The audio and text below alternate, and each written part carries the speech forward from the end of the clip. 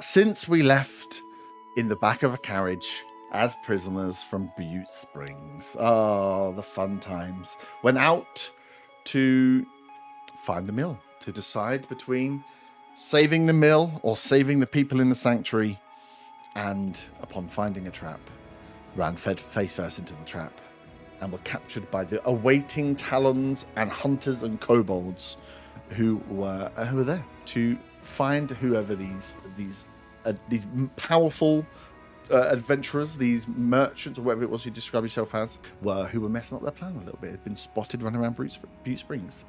All of you were knocked out, apart from Gimba, who was just captured and dragged along as you made your way across the northern coast of Onora to the temporary base up in the northeast of the country, where the Talons, the Cult of the Dragon, these orcs are all hanging out and are bringing back all of their loot. You were part of a 5 or 6 cart caravan that was bringing back some of the plunders from the raid, as well as some prisoners, but you couldn't see, there wasn't all the prisoners, but there were some prisoners at least.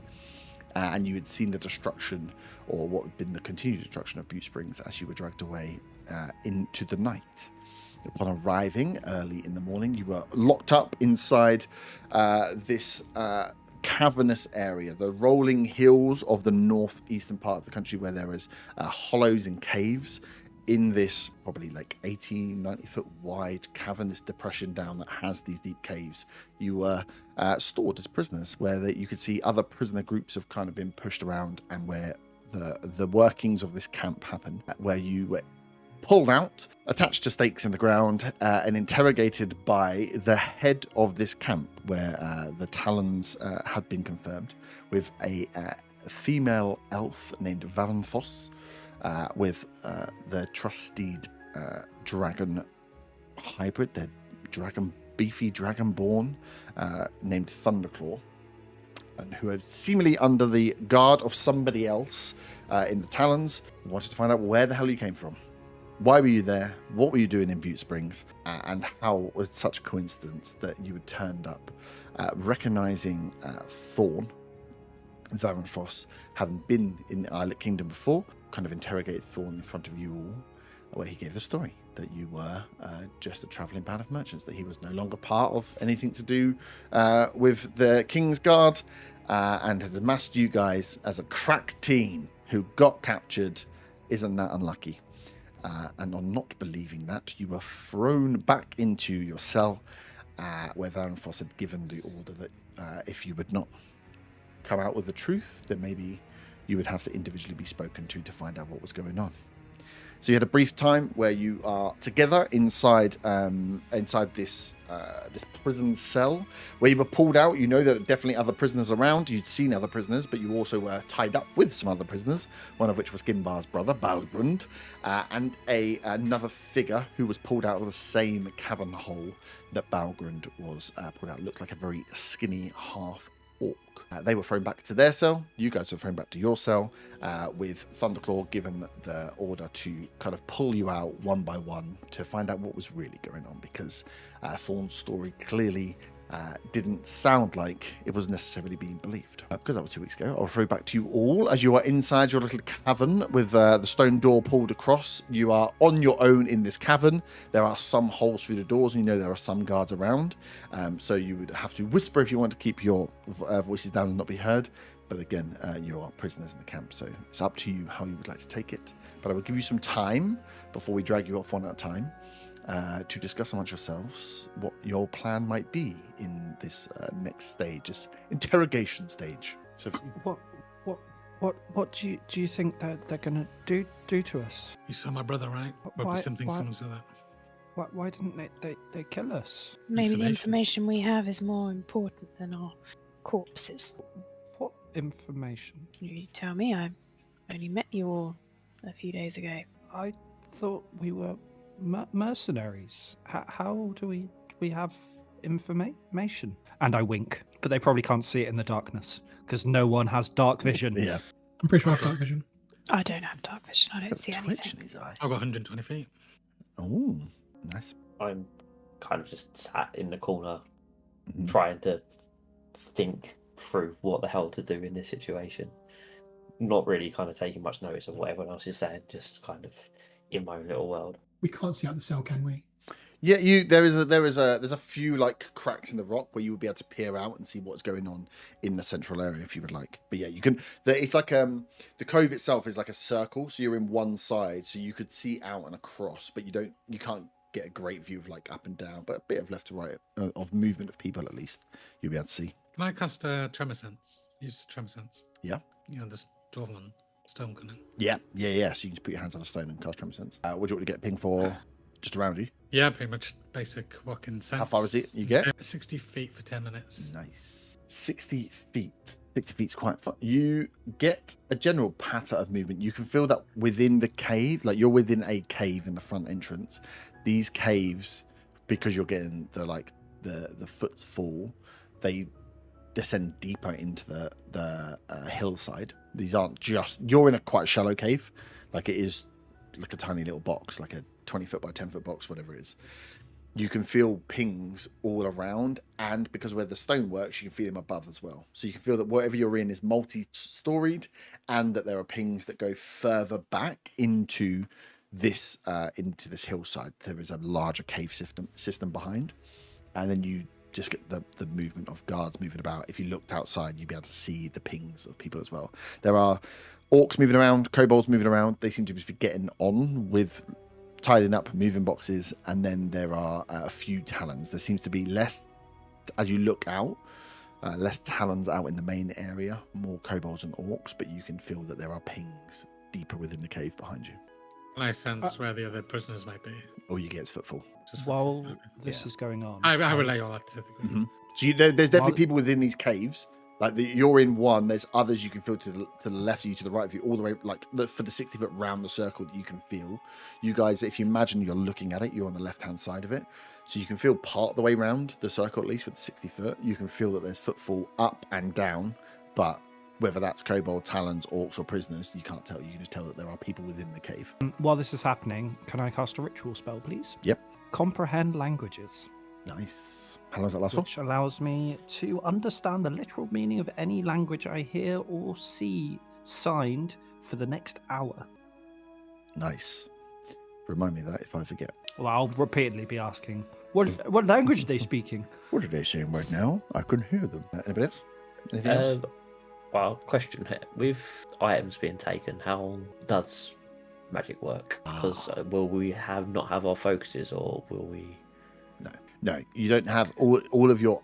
You have been, most of you would have been left with your armaments because it's just more of a ball ache to take them off. But your weapons and your bags would have been taken from you. But you still haven't had. You've had a short rest, right? So you've only had the benefits of whatever you can get back from a short rest. But yeah, if you need focuses to cast, you don't have anything unless you have something on you that you've managed to squirrel. But I think most of you were knocked out and stripped of anything that looked like it would have been one of value, or two could be pokeable and hurt me. As this is going on, you sort of give myself a bit of panic and sort of, being scared a bit, rising up inside him. So he decides to sort of fall back on his monk training and sort of tries to meditate, focus himself at this point. Nice, lovely, cool. So as you sit and wait, you can hear the movement of people out and around as they are getting bits ready, as the door gets pulled over to one side. As standing there are a couple of talon guards who are going to reach in and grab whoever is going to put themselves forward to be grabbed first. You all want to go. But yeah, if there's someone that wants to go in first for their interrogation, then I'll allow you. I sense an oath break. This is really unfortunate. Dan is now top of the list. Because Maybe roll a d6. I did, and I rolled a 4, and then I went across 1, 2, 3, 4, and that's you. Oh, Lord. Yeah. We'll allow you to step forward. Maybe the guards thought you were stepping forward as a paladin. They assumed you'd want to throw yourself in front of everybody else. Nice. So, as the guards, they go to grab you forward. They're not necessarily going to manhandle you or throw you forward. They'll pull you out of the cave. The stone goes back across as the rest of you are left inside, and Willow, you are led out into the main kind of muddied area you were, and then taken round up some stairs into one of the caves where there is an office room. There are some rooms made up inside as you go into this cave and off to the right-hand side. You would know where you were going, so if later on you were needing to find your way, you know where you've been walked. There's not like they've blindfolded you at all. But you go through this huge, up one set of stairs onto like the second floor, this huge cavern entrance, and a little way into this on the right-hand side, you are let through a door, which is unlocked and led in, where waiting for you inside is Thanatos and Thunderclaw. Thunderclaw in this room seems huge. Is a big, what looks like a very beefy blue dragonborn, but with the big wings tucked in because they would not be able to fly out without knocking things over in this room. But they are tight into his back as he is stood with his axe kind of down to one side to look intimidating as he walks in, as there is a small stool set for you and Thanatos to sit across from you. And we have decided previously that we will do this all one-on-one. So if the rest of you would like to bugger off to another room, and Kinsey, you can stay. Thanks so much. Wait, we have to leave. She's the one getting dragged out. Yeah, so it's the way that Discord works. I'll push on button. Yeah, that's fine. So bugger off. Lovely. Oh, this is better, isn't it? This is so much better. Should we just talk about the Sims? Yes. So, as you are walked into this, through into this cavern, into this doorway, into a room, you are surrounded. It's a cave that you are in. It's like just another one of the hollow outs that you're in, but this one's been tidied up a lot more. You can see that there are some of these stone panels that look to be worked a little bit more, that have some like decorations and some paint, some carvings on them. There's a big desk that's set up. There's a big map that's set up, and the desk, not so much. The map itself, you can see the corners of it, but it has like a cover and a sheet that's been pulled over it. So they've tried to cover up at least some of the stuff that's in here as they bring you in. As the guard sits you down, Thunderclaw dismisses him as he cuts the rope, or undoes the rope from your hands, so your hands are free, so you can sit and talk normally. And then he stands very close to you, hand on axe, watching over down on you as Thanatos takes a seat, kind of just leaning against her desk that she has in here before. Is there anything you'd like to do, check, or roll before we start? Just, I'd like to look at them to see like level of weaponry, or if they look to have any interesting items on them, be it magical or otherwise. Yeah, okay. So Thanatos doesn't seem to be. They have some chainmail. They are in a fancier version of what the Talons are wearing. There's a lot of white involved, but clearly is wearing chainmail armor over the top of the gold ornamentation. A lot of the Talons have their stronger metals in their chain and their actual armaments, but they have prettied versions, either design on top or ornate pieces as part of their armor that look to be made of gold. They shine at least as if they are gold. And she has a long white cape with a kind of ice blue lining on the inside that kind of matches the same colors of her eyes, slicked back long, like what is probably blonde but looks more dirty brown with the way it's just been slicked down, and has off to the side in like would be like a war brace, a long sword, the length of not a bit smaller than your sword would have been, but similar sort of weaponry. This long, slightly more slender sword that she isn't holding, but is up behind her where she can see. And then Thunderclaw, very similar, although his armaments are much bigger. They are definitely more. There's more gold in here, and you can see it's definitely more ornamental than it is useful, because it's got thick, like dragon-like scale skin and has like the white talon skirt. So there's been an attempt to make Thunderclaw look like a soldier, but you can see this is like trying to address an average build 5'10" man and a sumo wrestler side by side in the same stuff. Like, it just doesn't work. But he is in an armaments as well. Can't see anything at first looking that they look like they're wearing anything special, but that's what you can see at first glance. Okay. Does he look silly? Silly? Yeah. Depends whether you think he looks silly. I would say he looks mean. Okay. There's definitely. I won't make him feel like he's silly then if he looks mean. You looking at, give me a nature check. Oh, it's only a 6. 6. He looks big. It does look Okay. a little bit like this isn't this. isn't a normal Dragonborn. You've never seen a Dragonborn this big before. He looks like if you made a joke, he would have the ability to maybe lob your head off in not too many chunks. Okay. Does he look similar to the half dragon that I know of from the caravan? The black half dragon. Bigger. Similar. Bigger than him. Okay. Bigger, wider, stouter. This, when you look, you're like, oh my god, there's like inches taller than you and many, many inches, like 2 of you width. This is a large creature. Okay. This is a bit of a beast. So whilst he might look a bit silly in a white skirt, you probably wouldn't want to say him for fear of losing your head. Mm-hmm. Very strong beast. But as you sit down, and you can see that Varanthos is looking at your armaments, looking at your dress, looking at your attire. She just stands up slightly, leans over, and as she moves, kind of catches your eye and just says to you, "So, who are you?" My name is Willow. And who are you? Willow, just Willow? Well, Willow Moonveil. And who are you? I am Varanthos. This is my... Varanthos what? Or is that just one name? Just one name, unfortunately. Oh. And this is our camp here. We are surveying the northern region. And, we ran into you and your merry little band of friends, are they? I don't know them too well. Not technically a lie. Oh, you don't know them too well. So not spent much time with them. Where did you come from? Not particularly. I've travelled north. We are north, right? Yeah. We are north. Yeah. Travelled north. Okay, so you came from the south? The south. Or South of here. Yeah. south of here? Allhearth? I've been through Allworth. You've been through Allhearth. And you travelled with this party through Allhearth, or? I was in Allworth with this party. I met them there. And you decided on a whim to come to Butte Springs? I've never been. So you decided on a whim to come to Butte Springs? Yes. Give you a deception roll. Is that deception though? Because it wasn't a whim that I was put forward. Crow just died. Oh, Off in the so did distance. I, because I rolled a 9. A 9. Cool. Nice. You see her brow furrow somewhat as her patience is being tested. I know what you're saying is not true. I know that you and this party are here for a reason. There must be a reason. What are you doing in my camp? Why did I find you in Butte Springs? Well, you captured me. And what were you doing in Butte Springs? I was with the party of people that you have also captured. But I'm not sure why I have been captured and why I've been brought here.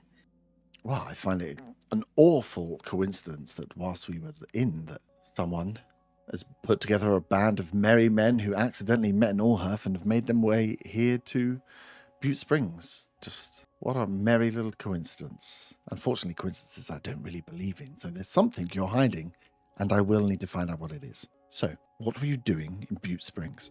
Silence. You see Thunderclaw breathes in a little and just says, his voice, I know that you think you're helping. This is not helping. This can all go much smoother if you just tell us why you're here. Still silent. And what is your name? I am Thunderclaw, second in command here to Varanthos, and I too am rather interested in how someone of your skill with a weapon, someone with the ability to afford such armaments, managed to turn up at a time when you were not welcome. So, I implore you, please, help us find out what was going on. Then we can root out the problem and you will be free to leave. You must understand my position, as I look to both of them. That I've been captured and manhandled, my items have been stolen from me and put somewhere where I cannot see. In an area where things have been on fire and I have been attacked as I pass through Butte Spring. And now I'm being interrogated by people who, respectfully, I do not know. I do not feel safe to speak. Safety. We can make you feel less safe if you would, if that would help loosen your tongue. I mean, we can Not play at all. nice or we can play not nice. You can play how you like, but be honourable in what you do. She speaks of honor, Thunderclaw, yet she refuses to tell us why she's here and lies through her teeth as to that reason. Interesting. From one from the Brotherhood, I assume. What makes you assume that? Come now. Do you think me dim? You just... Willow Moonveil travels through Allhearth and picks up this armaments and carries the sword that we've just, as you so rightly said, captured from you. And you're not a member of the Brotherhood? Come now. Can I just check? We don't know if they're talons or not. From Is their the- armaments, you would assume they're Talons. They're like high up Talons. Well, they're in. You don't know. You don't really. They're just posher outfits than the normal Talons would wear. They're but wearing you nicer can outfits and see- they're in a room. Yeah, nice stuff. But Yeah. they are in a uniform. They wear white and they wear gold. It's a very distinct uniform. Yeah. And just please, may I be reminded, with the Brotherhood, I know that they're all together because of the religion and all and the magic stuff, but are they like outlawed and you shouldn't be allowed, like Brotherhood shouldn't exist anymore? Are they like underground Brotherhood, or are they openly, there are Brotherhood people still knocking about? That you know that the Talons are against magic users, and the first people that they cleared out and killed were clerics and paladins and druids. Yeah. So you know that they're against the Brotherhood, but the Brotherhood is also full of fighters, paladins, not necessarily magic users. You know that they truly are against magic users. You don't want to be flaunting magic. Yeah. Okay. Yes, I know of people in the Brotherhood. But you are know of them, or you are one of them. Come on, we're just sharing information now. Make this easier for all of us. I am in the Brotherhood. Good. So what I'm are not the here Brotherhood because of them, doing? though. You're working for the Brotherhood, but you're not in Butte Springs for the Brotherhood. No. So your story is that you are taking a little holiday from the Brotherhood. You picked up that absolute ragtag bunch of people on a merry journey, accidentally ended up in Butte Springs, decided to come out and try and fight against my people, and then accidentally got captured. I understand how that sounds when you relay it back to me. So I am from the Brotherhood, but I'm not here for the Brotherhood. You know Thorn, I assume. Am I devious? Yes, I think I am. Yes. And you know Thorn? So I met him in Allhearth with the group. He said we needed to come to Butte Springs and that he'd tell us what the mission was when we arrived. And I needed some money. And when we got here, everything was on fire. Now I've been captured and I'm being interrogated about the Brotherhood. You've been interrogated about why you were here. Yeah. Okay. So you were just hanging out in Allhearth. Thorn wanders through, just picks you up, says, I'll give you some money, and you head straight off for Butte Springs. Well, that makes me seem like I'm not responsible about my own safety, but he seemed like a nice chap, and I needed some money, and I've never been up here, so I came up to help him on his mercenary mission. I don't know if you noticed, but I have a rather large sword, and I can use it, so... Indeed, which makes it all the more curious as to what you were doing here. So what was this mission? You just agreed to the mission with no other questions? He just said we needed to come up to Butte Springs, and then we'd find out more when we get here. But everything was on fire, and we were attacked. So you didn't inquire as to... You went on the 2-day journey for the mission without asking what the mission was? No questions whatsoever? Well, yes, because I've never been to Butte Springs. Roll out another deception check. Oh my god.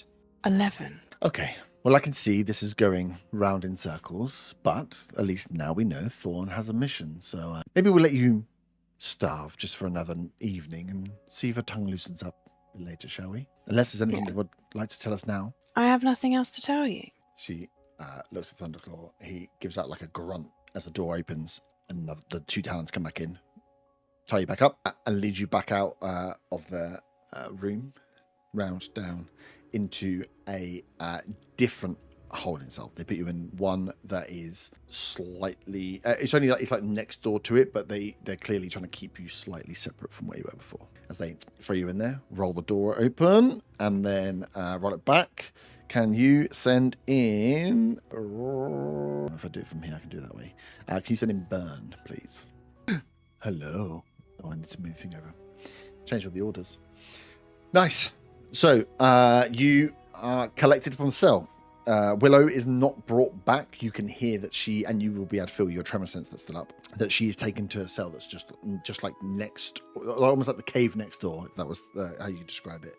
But you hear her get taken off as the door opens. The 2 Talons grab you, take you through. And again, you are walked up to the second flight through this large cave entrance and a few 20, 30, 40 foot down in this cave on the right hand side. There's like a gap that leads through to a door. A knock on the door opens as you are let into this small office-like room, which is adorned with, there's one of the walls that looks like it has all these drawings, like cave drawings on it. There's a big map, big wall, kind of on to one side, which has got a big sheet pulled over.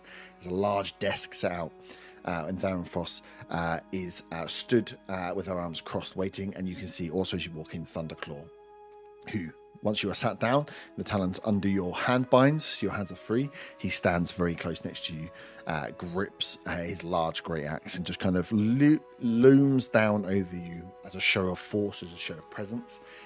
He is massive. If he swung this axe in this room, he'd freaking take out everything in the room. He's a big old boy, but you can see that they are releasing your binds to give you a chance to breathe. They want you to be relaxed, you can feel, but also aware that there is a presence there. Door's closed, door is locked.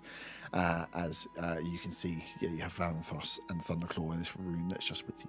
As she's kind of staring at you, trying to get gauge, you can see that there's like an insight check sort of going on from her point of view. Is there anything you would like to ask about the two characters or the room itself? Yeah, at this point, I'm not showing any kind of intent of doing anything I shouldn't be. I'm kind of scared is probably the best way to put it. Yep. Let's take a quick, just a basic sort of, I'd like to basics what's in the room, anything particular.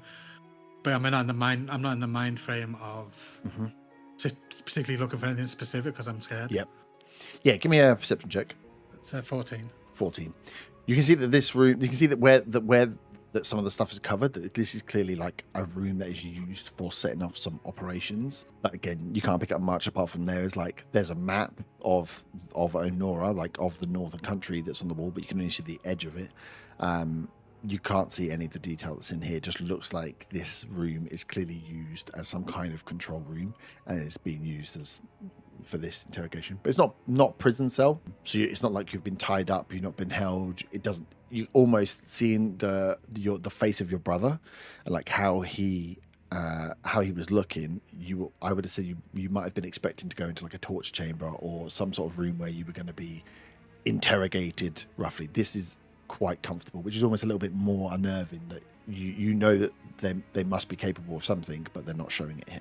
But nothing else kind of with a thought as you're looking around really pings out, other than Varenthos has her sword up on the wall, but is not armed at all, and it's Thunderclaw that is stood holding his axe as the like, I'm the guard here, but she is kind of staring at who you are, and you can see that she's kind of got her head tilted slightly to the side as she will say, you look familiar. Who are you? My name is Gimba. Gimba of the Diamond Mountains? Yes. So not far, just skip across the pond. The dwarf that we have, the dwarf that you were alongside earlier, is the dwarf you know? It's fairly obvious he's my brother. Brother? There's no point trying to lie about it. You know, we look very much alike. That you do, but one would never assume all dwarves look alike. So you are, what are you, here to help your brother? Here to save your brother? Here to find out what's going on? What's your plan?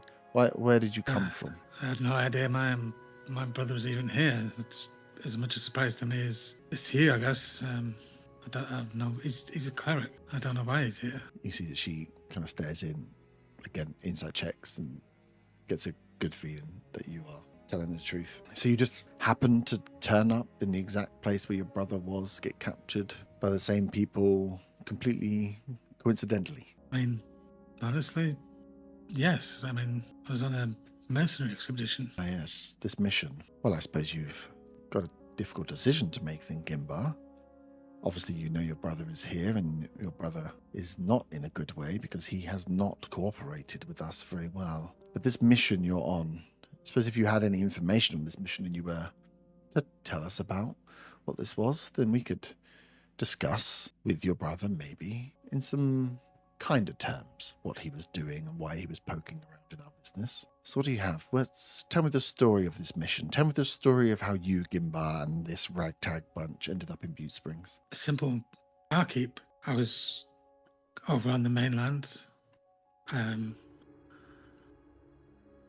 I'm visiting All Earth, essentially. I'm on some kind of quest to find the perfect ale. Now, I want to try and cement my clan's name in the books. So I'm trying to find out different herbs, ingredients, try different ales in ailing, come up with this perfect ale, and was in Allhearth. I'd had in a tavern trying some ales, tried one too many, and the human Fawn, I think his name is, approached me about what I would to.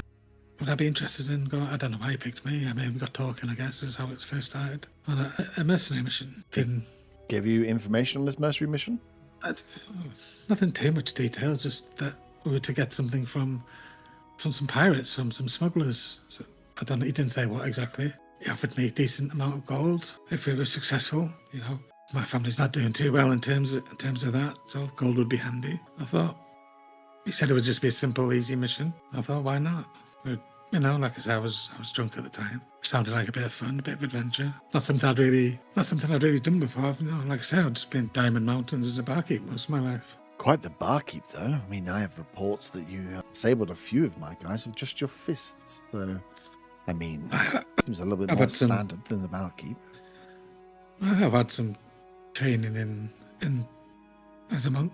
Through one of our elder dwarfs, but it was never thought I'd ever have to use it. It was more of it's dark. I have an anger issue when I drink too much, and it was for me to balance against that, I guess, to calm me when that happens. Okay. But it also receives, you know, a bit of self-defense. But I guess that's why I thought maybe I would be able to on this mission, because I do have a way of defending myself. Quite the way of defending yourself. A little bit more than just the barkeep, as you said before. So, this old human man rocks into Allhearth, where you just happen to be, and offers you a mystery mission, and you say, "Oh, yeah, I'll go for that. I'll ask no questions," and turn up in Butte Springs. Oh, by the way, my brother was here as well, though. No idea my brother was here. I knew he was on the mainland somewhere. You know, he was a travelling cleric. Are you I was part of the Brotherhood? Sorry? Part of the Brotherhood as well? You are? The Brotherhood? Yes, No. The Brotherhood, no? I've heard of him, but...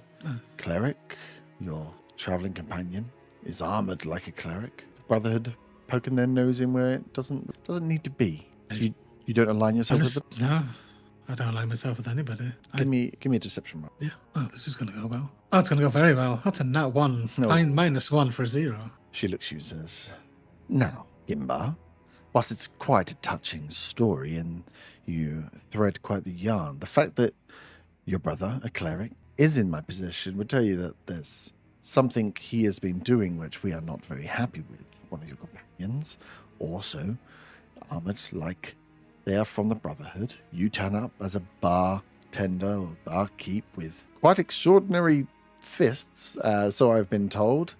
And you want me to believe that you would go on this magical mystery because a random human from the south turns up one day and offers you a bit of gold. It's really starting to stink a little bit. So maybe we kind of cut through whatever pact you have and we lay it on the line, shall we?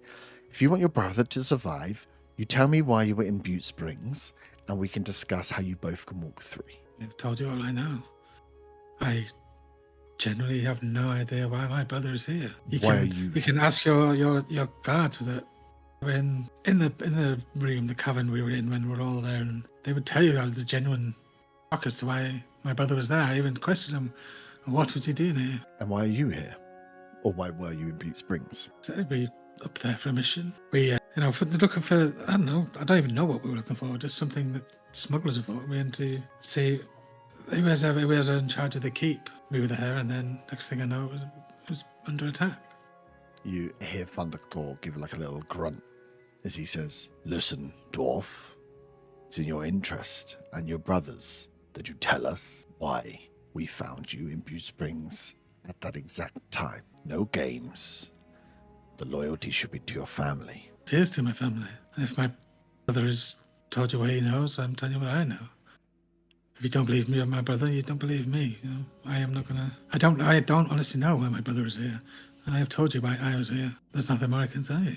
Vanfrost looks to give me another deception check. Well, it can't get any worse. I know that much. It can't get worse than that one. Yeah, That's a 10. 10. Vanfrost looks at Thunderclaw and just says, "Well, maybe he'll respond better to the same treatment his brother did, because clearly he doesn't want to waggle that little tongue of his. Take him away." As Thunderclaw gives out a low grunt as the door opens and 2 talents comes in as he says, "Dwarf, I think you may have made a mistake here. As they come in, go to tie you, your hands back up, and he nods and says, bring in the next. As they lead you out, down, round, past through the main entrance, again into the same room where Willow is, pull the door across, and then open the door to go and grab another person. Can you send in Hayward, please? Hello. Hello. I was prepared. The door to the cavern gets pulled open. There is no sign. Willow and Gimbar, you can hear, have been thrown into the cave alongside the cave, like the cell next door. As the door kind of opens back up, there is no sign of them as you are pulled forward, leaving just the remainder of the party in there as they walk you round. Up to the second floor, through this large cavern entrance, down about 20 or 30 foot to the right-hand side through a door, which is unlocked, big wooden door, which leads you, and they lead you into this office chamber. Probably 20 foot by 20, maybe a bit bigger, 30 foot by 30 foot, which is just like a cave alcove that has been made up into kind of like a command center. As you look around, you can see there's a big desk. There are some designed walls, some like wall carvings, some carvings on the wall behind where this desk is laid out. There is a big map board that has a big sheet or a cloth like kind of pulled across it to obscure what's there. Small stool that these talons sit you down on as they undo your cuffs, undo your bindings and your hands to release your hands. And stood across from you, leaning next to the desk, is Varanthos, and stood right next to you, great axe in hand, is the looming figure of Thunderclaw. At first look, you think this guy, this dragon, beefy dragonborn beast, could probably eat you if he wanted to. Such is the size difference between yourself and him, as he is stood there in a commanding presence with his axe in his hand, kind of looming over you as you sit down here. Varanthos, though, is unarmed. You can see that her sword is up against the wall, as she kind of is just getting a glance, just taking a second to sit in the silence, let you free your hands from the bindings. Just kind of almost insight checking, just getting a vibe for who you are. Is there anything you would like to ask, check for on either of these characters or the room before Varanthos starts asking you questions? Can I, on both of them, check for, from a science point of view, any kind of physical injuries that I could possibly kind of look at as I could maybe make something to help with that injury? Yeah, give me an investigation check. That is a 13. 13. Thunderclaw looks like an absolute unit. It looks like his dragon scales that he has are thick. The hide on this creature is quite impressive. There's not much you can see there. Varanthos doesn't have has a few like light scars across there. One of the arms you can see, and very light, like one across her face. But other than that, doesn't seem to be overly injured. It looks like it's an old injury, if anything. Anything else? Nope, I think Silnar probably does look visibly worried and kind of, I guess, would gulp as the axe is lunging over him. Axe, which is bigger than you. Is the next yeah. Head of the axe is probably your head and most of your torso. She leans forward, kind of leans over slightly, coming down slightly, like leaning down or leaning forward to kind of try and make up the height difference a little to bring herself closer to your level. She just says, and I need to ask, who are you and how did you end up with this group here? Well, I needed some money and, got in contact with the mercantile back on Bryn, and I got my services offered to Thorn. That is all I was told from before heading over to the mainland, and yeah. Mercantile agent. Well. And money is what you needed. Yes. See, true merchant for hire. Well, you see, yeah, I like to do a bit of crafting. Crafting you do indeed. We obviously have confiscated some of the equipment that comes from you, and I had reports from some of my men that you had quite the weapon, that it was like something they hadn't seen before, and I have to say I'm intrigued. That's something of your purchase, your design, your making. Tell me about your weapon. My weapon? I mean, Yes. Everything that I had on me was my own design. And the mercantile is letting you out in the world with that design. It's quite impressive design, I have to say. We're intrigued by it, shall we say. I've nothing that I've seen before, but something that I definitely think the Talons could be interested in. How wedded are you to the mercantile? Should I say, how wedded are you to the gold that could be provided? Well, I mean, gold is always useful. Gold It is helps useful. me craft better things. Yeah. I mean, that's needed for my passion, which is the crafting, you know. This is good to hear, because you know that sort of the mercantile and the Talons haven't always seen eye to eye. I don't think the mercantile like our approach, or the fact that we maybe are a little better in contract fulfillment than they are, but a weapon of such power can't be left in just their hands. You see, it'd be dangerous for us to let you go back to them with such a weapon, but that doesn't mean you have to stop. If tinkering and creating is what you enjoy, it's your passion, and gold is all you require, then would you consider working for the Talons? I haven't really thought about it. I mean, the plan was to get some gold and head back over to Bryn and carry on doing what I was doing back there beforehand. So, we'll make our way to Bryn in some time. Don't worry, it's all in the plan. But that can be once you've made a small fortune, my friend. We will pay a lot more than the Kingsguard. Kingsguard? Give me a deception check. That's 5. 5, nice. Yes, the Kingsguard. Come on now, you know Thorn works for the Kingsguard. The fact that he tried to make us believe that he can just rock up and hire a random bunch of mercenaries who all have nothing to say. Let me tell you, your employer, Thorn, it's not going to go very well for him. So I suggest you think about yourself, Zilna. Think about the people back on Bryn. Think about your ambition. We can give you what you need to create whatever you could desire. With the Talons, it'd be going to good use. I mean, Thorn hasn't told me anything, really.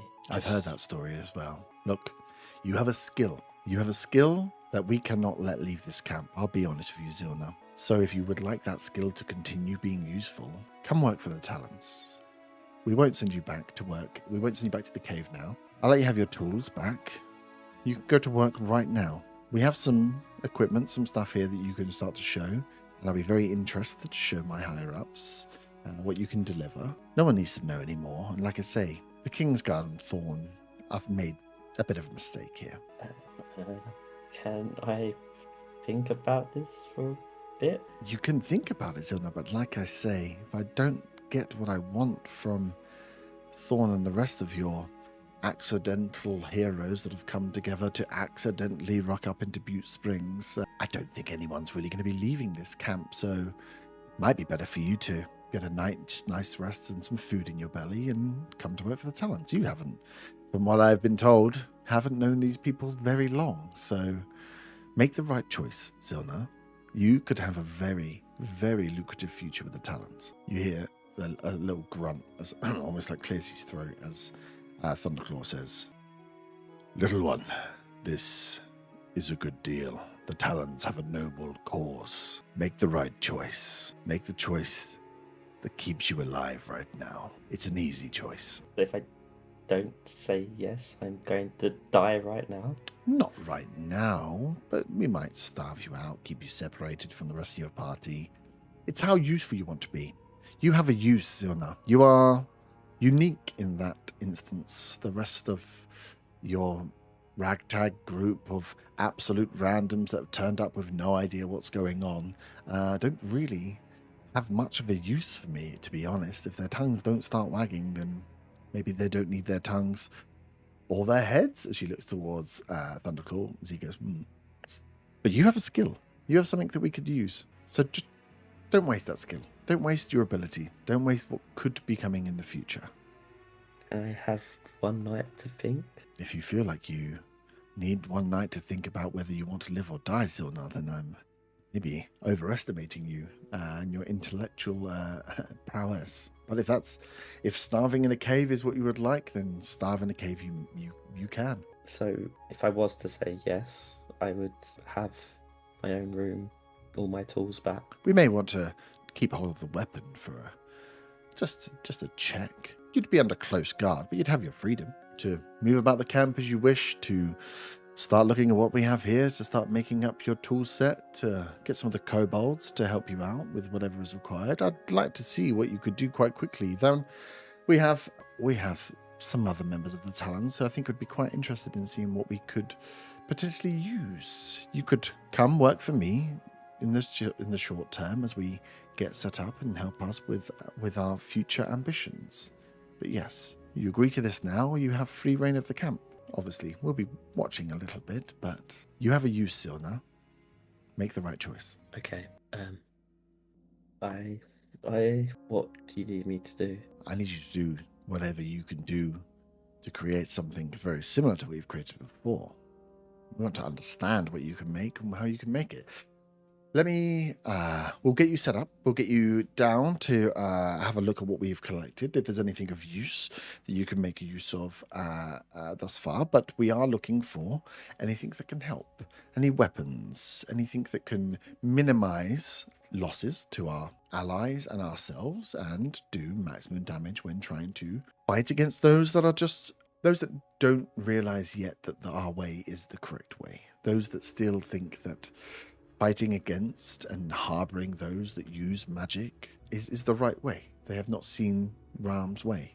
They've not seen that there is only one God. But you will not need to be anywhere near. We would never dream of sending you out into the front line. You will be set up in a city of your choosing under our control and be given whatever you require. As long as you can deliver the items, deliver the goods, then we will find a place for you to create to your heart's content. Of course, we will need to stay up here in the north for a short period of time before we move on, but you will be under my protection and Thunderclaws. I glance up at the axe. I'm assuming it's still just above my head. Yeah, it's just holding it. Well, if it was to drop it, it would chop you in half. I think it's how close it is. But he just looks at you and says, Zilna, I look forward to working with you, friend. I've seen your work, and you could be of great use to our cause. I kind of nervously giggle as I'd rather that axe not be at me and on my side, I guess. Yep, lovely. So she gives the nod to Thunderclaws. He gives a growl as the talents come in, and Thunderclaws says, "This one doesn't go back. This one, take him into the cave. Set him up with the kobolds." As they look at you, kind of like, okay, give you a nod. This, give me an insight check. Oh, now I roll good. That's 18. 18. You on that order from them. The guards don't seem surprised by that as an order. You get the feeling like the conversion attempts are attempted very regularly. They're not surprised that you're going into the cave rather than back out into rather than not into a prisoners. Almost like this has happened before. Other people have clearly been given choices. But yeah, they're like cool. They get the order. They're like right, cool. He's one of us now. Nice. So they take you, and instead of like leading you on and drag you on, they kind of almost show you out and take you further into the cave. You are walked out. So as you come out the door, they turn you right and head you down towards deeper down into the cave. Can you give me a perception check, please? It's a 9. 9. It's the cave is big. Like this opening runs down and it's quite large, and it runs off into a few different caverns, and it kind of like narrows down and gets a little bit small as it kinks off to the right hand side. It's a bit warmer, a bit muggier the deeper you get in here. Like there's a heat of people or something that's deeper down in this cave, or like a mustiness. But they take you round and they kind of point you over to this mound of stacked boxes of loose treasures, of golds, silvers, gems, trinkets. There's glassware in here, there's silverware in here, there's tools in here. No weapons are in here because the weapons have been taken out because they would just be basic steels and stuff. There is just an array of shinies and goodies that are clearly being stockpiled in here. This is where stuff has been stored. This is where they must have pulled the carts in from Butte Springs. This is where maybe they've pulled other raids. You're like, this is a loot pile here. It's huge. As they kind of say to you, right, well, Whatever you find useful. If you find some tools in here, if there's any metals you need in here, just let us know because we need to catalog it down. Let Varanthos know what you're taking. But yeah, we'll just be over here. Give us a shout when you've got what you need, and we'll get you set up in a studio. And they leave you with this pile of anything that is shiny. Has been clearly put here, but is not catalogued in any way. So if you want to go through and find extra tools, find stuff you might need, then you can go through and search through here. Is there anything specifically you'd be looking for on tools? You can think about that. You don't need to answer now necessarily because you're going to be left here for a while. But that's... Yeah, I think you'll see Leona's eyes kind of light up, seeing this giant pile of materials. Yeah. Gems, gold, silvers, things. It's just like, what the fuck? But like the biggest pile of loot you would have ever seen. Almost his mind will just completely sway away from everything that's just happened because he's just lost in this pile of materials. Yeah, nice. So yeah, you're left there as they're stood off. They're not watching over what you're doing, but they're just stood off to the side. They still need to take you to where you need to go, but they've got no real interest in helping you as you can pick your way through, find out what you can. You would be able to find basic tools and stuff in here. So yeah, you can think of some stuff you would need to try and what you might think about what you might want to pull together to show that you are a tinkerer and you have some ability, and here's something that you might be able to create to show Varanthos, who could then show her higher ups that you are worth investing in, essentially. But yeah, you have been given under under a slight watch, but you've been given free reign of the camp. Can you send Dan in, please? Yes. Hiya. Hello.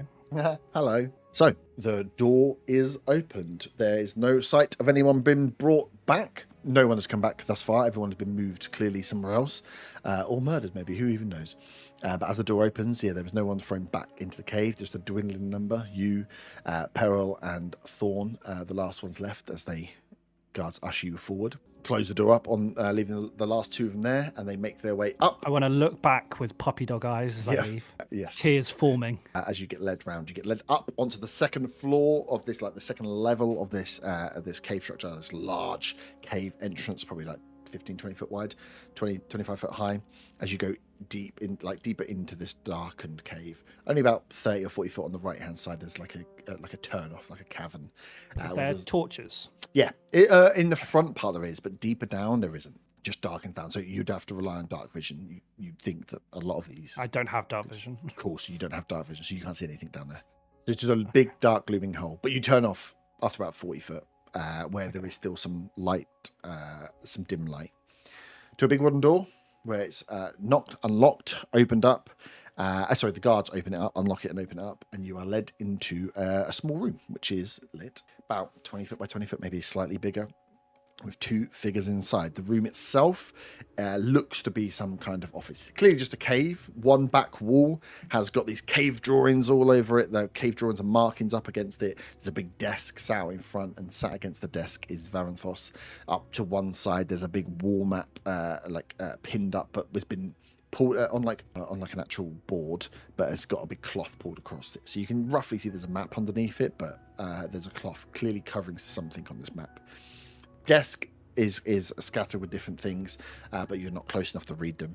And there's a small stool in front. As you get close, the Talon guards that bring you in remove the cuffs, remove the hand ties that you have, and sit you down. Thank you. As then coming to stand next to you with these large great axe, kind of just resting on the floor, is the looming figure of Thunderclaw. This huge dragon-born beast that just, whilst you're sat on the stool, looms very clearly over you and is there as an intimidating presence. He is holding his axe just like a staff almost to one side. Varanthos is unarmed, her wall up and on the wall in its kind of guard in its sheath, as she is kind of leaning against the desk, not necessarily squinting, but definitely you feel like almost insight checking you, just trying to work out who you are and what you might be, and why you might have got here. Is there anything you would like to ask or check about the two characters or the room before Varanthos asks you any questions? Well, the only thing I'm solid at is investigation, and I don't think I can investigate while under trial. So, no, I just want to look sheepish, not make eye contact, just kind of like looking down. Yeah. Looking at like where I was bound, because I imagine there's like Yeah, slightly dirt burnt. at least Yeah. from that. Yeah, there'd be a slight, just like indentation from the rope where it's there, and it would have been dirty. It would have been dragged out through the mud in the night. So, yeah, not in the best condition. As she looks at you long enough until she catches your eye, can see kind of the state you're in, and says, "There's no need to worry. I just want to ask you some questions. Please, be comfortable. We just want to know who you are, where you've come from, and how you ended up in Butte Springs at the wrong time. Shall we start with who you are? What was the wrong time? The wrong time Why- was when we didn't need anybody there. Not anybody with your skills. Quite good with that sword, aren't we? I blush a little. So, Thank you. take a breath. Who are you? I'm, and I think about stopping myself, and then I kind of look up and see this dragonborn with his big axe, and I'm like, I'm Merrin. Merrin. Okay, Merrin. Good start. Where are you from, Merrin? I'm checking my notes to find a picture to read the name out loud. From the Underdark. I'm from Redvant. You are. I can see that. So how does one from the Underdark find their way all the way up to Butte Springs on the worst day to be in Butte Springs? Merrin, tell me that. How did you end up in Butte Springs? Well, I'm going to try and compose myself. I can't see very well in the dark, and I wanted to find out about my father. Have you haven't burnt the books, have you? We haven't burned anything. We just Good. And I kind of like sigh in relief. yeah. And she says, spell books, No. His journals. journals. Good. You know we don't much approve of magic users. Who are you? Very good question. We, as an organization, are the Talons of Ram. We're here to help spread the word of the true god Ram and rid Ashling of any misuse of magic, any corrupted use of magic, because it is not required. It does not bring happiness. So our job is to ensure that people are brought into the light of Ram and can live much happier lives without the corruption of magic. Right. And if I do that, can I get the journals and my sword back? If you can tell me exactly how you ended up with some of these troublemakers in Butte Springs, coincidentally at the time when we were there, then you can have all of your stuff and walk free. I'm thinking. She can see as you're pondering, she leans in and says, how do you know Thorn? I don't really know if my information is going to be helpful. Well, there's only one way to find out, isn't there? So I went to the Reflections Edge, and then I wanted to leave the forest, and I was advised to meet up with the people I was here with. Okay. And you turned up to meet these people, and then what happened? How did you know to come to Butte Springs, Merrin? I don't actually know. There was just so much going on, and I've lost the journal, and I'm gonna die to my mum. The journal is completely safe. Like I said, there's a place for everybody with the talons. If you can be useful, Merrin, and you need some guidance. In Butte Springs, and people were getting hurt, and I had to protect them. People were Because good. that's what my dad would have wanted. And you can protect people with the talons. We can use someone of your talents. We heard. But I don't have talents. Like, I'm here. I lost. Exactly. You've hit a low point, Merrin. And if you can just tell us a little more information about this meeting I've of told these you people. everything. It's just my dad. Just Mum and let's just my think family. a little more. My family hate me. Well, You can always have a family with the Talons, Mirren. We don't hate you. We No, would I never don't- hate I someone that don't- could be I useful don't like know. you. No, you do hate me. You're doing that thing that they do, where they're just acting nice, and then they hit me, and you hit me. I saw. We you. didn't, I think. I saw what you did to Kimbar's brother. Gimbar's brother.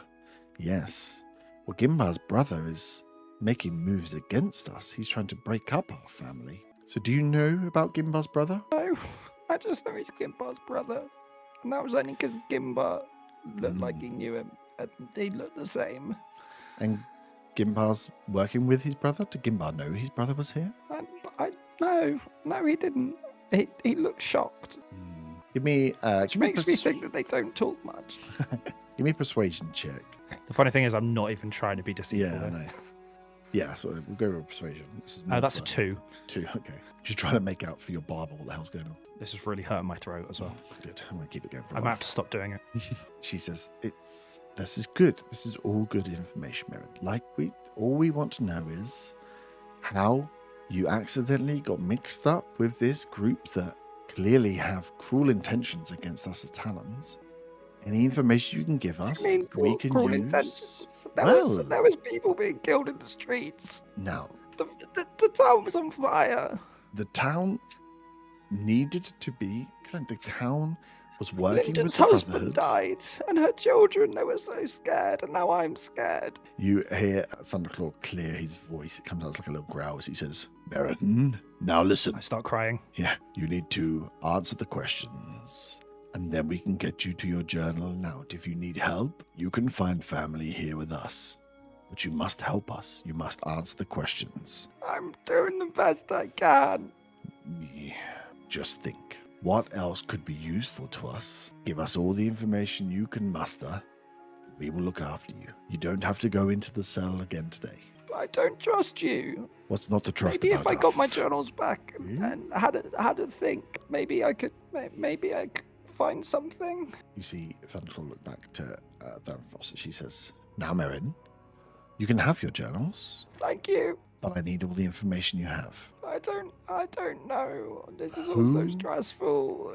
It is. But it's important you give us the information we have, Mirren, because we are looking for But if you you to be have useful. the information, then how can I give you the information you already have? You need to answer the questions and give us a little more. We can look after you. We're looking for help here, Mirren. You can help us. We will help you. Why do you even need help? You're strong. You the king. You basically you have the king. We are working for the king. Yes, that's true. Good knowledge. So you do know of the Talons. Who doesn't? I just don't understand why you're here. Because we need to spread the word in the north. It's very important for our mission. Now, Merrin, I need to know how useful you want to be. I know this is a I stressful don't time, know. but you need to make a choice now. Can you be more useful to us, or are you not useful to us? What would your dad want you to be? My dad always said I should be helpful. And Do you people wanna are put nice. that- I should be nice. That sword to good use? Do you not want to help us I with our don't want to mission? hurt. Not if you're going to kill villagers. It's not villagers we're trying to kill. It's people that are harboring magic users. Corrupted magic users, Merrin. If people are hiding corrupted magic users, they are working against us. We can't have that. Why does that make them bad? Doesn't make them bad. Just means they're standing in the way of us being able to send out our message. They have a choice. Much like you have a choice. Stand with us. Help us. Or you're standing against us. I need time to think. Can I please have my journals and I'll think, and then I'll tell you, and then just let me sleep, and we can talk about it tomorrow. Give me a persuasion check. This is more like a patheticness check. Ah shit! Here we go again. That is a 10. 10. He looks at you and says, now, Merrin, maybe your toughest challenge. I can't give you the journals now because I don't think you've maybe given everything you could have to me. So how about we put you back in the cell and you decide how strong you want to be and how useful you want to be for us. And then tomorrow we'll decide if you're going to be more useful, whether you can have your journals. So you were lying to me. You said you'd give No. them to me, and now you're Yes. saying you won't. You're just like my family. She kind of stands upright and says, Listen, Merrin. Everybody must have a use. If you cannot be useful, you have no place in this camp. Think hard tonight whilst you're hungry, whilst you are sat with your other little criminal lying friends. Do you want to be useful or do you not want to be useful? It's a very easy decision to make. You have the night to think about it. She kind of rolls her eyes and looks at Thunderclaw as he makes a grunt, and he looks down to you and says, "Now, think on this one, boy. Make the right choice." As two talent guards make their way in, as they ask for your hands to start tying you up. I'm just going to look down dejected because I didn't get my journals back and not move, just kind of like be lifeless. Yeah. As you do that, they shove you in the back. I'm not going to be resisting, to be clear. Yeah, they just kind of like heavy body, I can't remember what it's called, dead weight. Yeah. The talent guards start pushing you forward to get out. Give me a perception check. It's not good. 4. Okay, don't worry.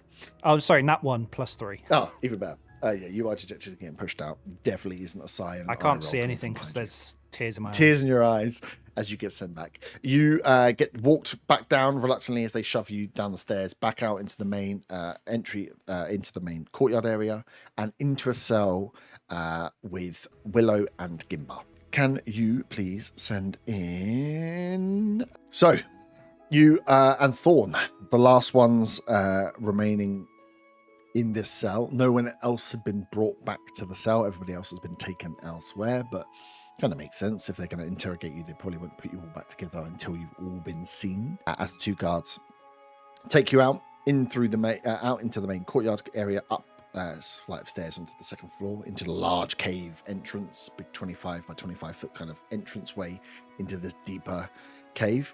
Only about 30 or 40 foot down into this cave, you kind of peel off to the right hand side where there's a alleyway-ish that leads to a big wooden door. One of the guards knocks, then unlocks the door, opens it, and walks you into this room. They take off the binds from your hands, so your hands are free, and sit you down on this stool with these two figures that are inside the room. One of them, Varanthos, the elf, and the other one is Thunderclaw, the dragonborn beast, with his wings tucked back in. He stands next to you, axe like a staff almost, into the floor, looming over you, kind of up and over your position where you're there. The two guards leave, shut and lock the door, as Varanthos is kind of leaning against a desk. This room here is a cave. One side of it, though, has very ornate drawings, cave drawings on the side with a desk in front of it, which she's leaning on. To one side is a board with a map pinned with a sheet pulled across it, to kind of obscure what else is on there. And you can see this is some kind of like control room or office type area. Stuff clearly happens in here. As Varanthos kind of is leaning, sits forward slightly and kind of cocks her head to one side. You can see she's kind of insight checking you. As you're in this room, is there anything you would like to do or check about the two characters or the room before she starts her questioning? I think when I come in and they take the handcuffs off me, as they're probably a bit tight, I would rub my wrists just to and flex them a little bit, just to trying to get some motion and blood back into the feeling. Yep. Trying to portray a bit of confidence, to not seem on the back foot kind of thing. Mm-hmm. But I would, I guess, am I sitting down? Do I go and sit down? Yes, they sit you down on this stool. Yeah. I would try, just if I can do a glance around the room, maybe check out the map with an investigation, even if though it's properly, if I can. It's covered. But but you might be able to get some stuff. Yeah, give me an investigation check. Oh, you son of a... That's a natural 1 with a +5, so I got 6. Difficult to see. You can see that there's definitely a map on that board, and as you're looking around, that there is definitely information in here. There's stuff on the paper, but it's clearly been covered in ways that, as you guys are sat down here, you're not supposed to be able to see it. Okay. That's clearly nice. I would just check out the people who are opposite me or next to me, just being quite weary, but trying to gauge who they are, what they are, and Give me investigation or history or religion, whatever you would like. I'll go with history. Do it with advantage. Okie dokie. Yeah, I'll go with history. You kidding? Okay, so the first one was a natural one. The second one, 11. So if you roll 3 natural, well, it kind of rolled 4 ones, right? 1 1 1 1. 11. Nice. With an 11, as you trying to work out what work out who these people might be, right? You have heard stories of I think with 11 you would know who Thunderclaw is. You've heard of Thunderclaw before because of the size. You know of these what they kind of refer to themselves as half dragons, these kind of dragonborn beasts. They're not dragonborn, they're something else. And you know of a few of them. Thunderclaw is the biggest. There are stories of Thunderclaw because he is the biggest of the half dragons, and looking at him now, yeah, you can see that, which makes you think that Varanthos is likely a dragon speaker, which is terminology that you know that is used for high-ranking members of the Talons. So you know that this person should be heading up operations. You've never met Varanthos before or Thunderclaw, but you know of them, and you know that if Varanthos is a dragon speaker, that they are here to run an operation for something. You're just not sure. You won't know what it is. So you know that they are someone of power. Not of the top power, but are definitely in the upper echelons of the Talon's rank. Cool. So as you, flex them and move your wrist around, Varanthos looks at you and says, "You don't seem to be as scared as the rest. Who are you?" I guess I can say my name's Peril. I am a treasure hunter. I find what needs to be found and sell it to the highest bidder. Okay. So what do you know of this Thorn character then? You, another one of his little merry men? All I know is that I was hired as a mercenary, but anything else to that, no, I haven't been told about what the operation is or anything like that. This mercenary story is running a little thin, Peril. Is there anything you can give us that will help us? I understand the position you're in, but you must understand the position I am in. You can feel that there's an undercurrent of rank pooling that's going on. No, like all I've been told is I've been hired to help him do a job, but he hasn't told us what the job is. And we were on the road when we saw Butte Springs getting attacked, and we jumped in to help. As useful as you could be. Do you know who's been sent by? You can confirm that. I was not told who he's been hired by. I've just been told that they had a job and I need money. Roll a persuasion or deception check. Oh, they're both the same. Yeah, I'll go with persuasion. You're on either side. Your choice. Okay. 8. You can see her brow furrows more. There's an annoyance that has kind of passed over her. She says, "Peril, we need to decide what we do with you. I understand we all have missions and we all have things that we're working on, but you can't step into my territory and not be useful. If you have no information for me now, maybe you can gather some for me. What is your plan here? What is the outcome you are looking for?" My outcome is to find any sort of magical artifact or artifact that I deem useful and sell it to the highest bidder. Indeed, sell it to the highest bidder. I understand. Are you on to a magical artifact? Is there something that I am stopping you finding? Not currently. I was hoping to come across something by joining Furin's band. Well, unfortunately, Vaughn has made a bit of a slip-up. I don't understand who the rest of this party is, what their concern is, how they've ended up here. But if they are useful, then we must find information from them, more useful information from them, Peril, because otherwise I find it very difficult to find a use for you. He will... I'm trying to think of a way I can be useful without betraying the people I'm with. Yeah. Currently, I can't think of any way of doing that without betraying their trust, and I don't feel like I can do that to them. though I don't know what I'm betraying because I don't know what the mission is, what they're intending. I'm just here to help out. She kind of looks kind of waiting. She's like, well, we need to come up with some plan then, don't we? Because otherwise, we're all a little bit screwed, aren't we? Your leads go dead, and I have to remove all your little friends. So, I can give you more time to find information. I can throw them all back into a cell for another night to starve away. You can go and whirl away and find a little bit more to become a little bit more useful for me, Peril. That would be an idea. Or you cut your losses. Cut your losses, Cut your losses, and we redeploy. I don't have to send you back to the cell. If you need to find another lead somewhere else, your choice. I can put you back in with them, and you can find out information and maybe loosen some of their tongues because they're all sticking to this story that nobody knows what's going on, which is, let's be honest, bullshit. Or we cut our losses here, you come back, and I remove the rest of them. Mm. One has already made a deal. It won't look so odd if another one does. Your choice of how you want to play this. If there are leads that can be worked out from, honestly, whatever these are, they seem completely lost, then go for it. But one has already made a deal, and there would be no shame in having you make a deal and us working something out from there, or you indeed going in, spending another night, working out, finding some more information, proving yourself more useful, and then coming back to us tomorrow.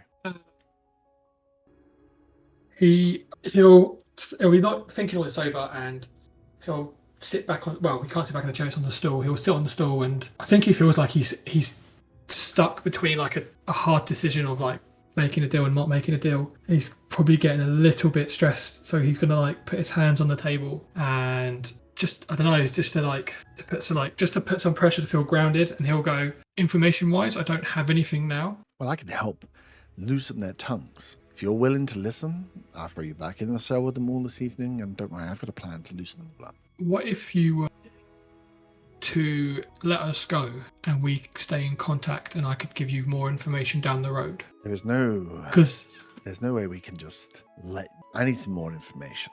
The fact that the Kingsguard have turned up on our doorstep at the point that we are making a raid is very, very unusual, and I'm not sure that we can just let this pass without something being paid, but we can make it look like there is an escape, perhaps, if that helps with your cause. But someone will have to pay the price. Like I said, there is information that we need to squeeze out first, and then we can look at ways of making a deal. You get some useful information out of them this evening after I loosen their tongues. Tomorrow we find a way of it working out for you all. Yeah. Give me another evening, and I'll see if I can drag up what the mission is. We need to find out as much from as many of them as possible, and then we'll see how useful they have been and your leads are. And if they're not useful, then they go. No harm lost. Okay. Yeah, we can do that. Perfect. So, as much information as possible. I need to know who's working, how they found out where we were, where we would be at the time of the attacks, and which factions are siding against us. I will try to get that information. Try very hard, Peril. Try very hard. She looks to the Thunderclaw as he clears his throat and orders the Talon guards come back through. She says, "You look a little too pretty for my liking." She gives you a little light tap on the face, just like a side clock of the jaw. And it was like for him, just like a slight little move. But it probably like rocks your jaw as you're like, fucking hell. And he is definitely going to give you a black eye. Doesn't cut, doesn't do anything else, but you can feel already that the side of your face is starting to swell. And he goes, for the story. As the guards come in, go tie up your hands again. And then they send you back off out into the holding cells. As you make your way out and down around, they go and send you into a holding cell with Willow, Merrin, and Gimbar. There is no sign of Zilna in this cave as you are joined up, as they will close off the door and then go through to collect Thorn. So if you could send Weaver in. Oh, you are the last man standing in this cell. Everybody else has been returned to other places or murdered, who knows, as the door or the stone door gets pulled open and left open as two guards pull you out and go to take you up and up the main stairway. They take you out into the main thoroughfare, up the first set of stairs, and then stop you in front of this large cave entrance. So you're about 20 foot up, but you'd fall down 10 foot and then fall down 10 foot, because it's like a storied thing. And they stop you there as the two guards push you down onto your knees whilst you're kind of got your hands tied.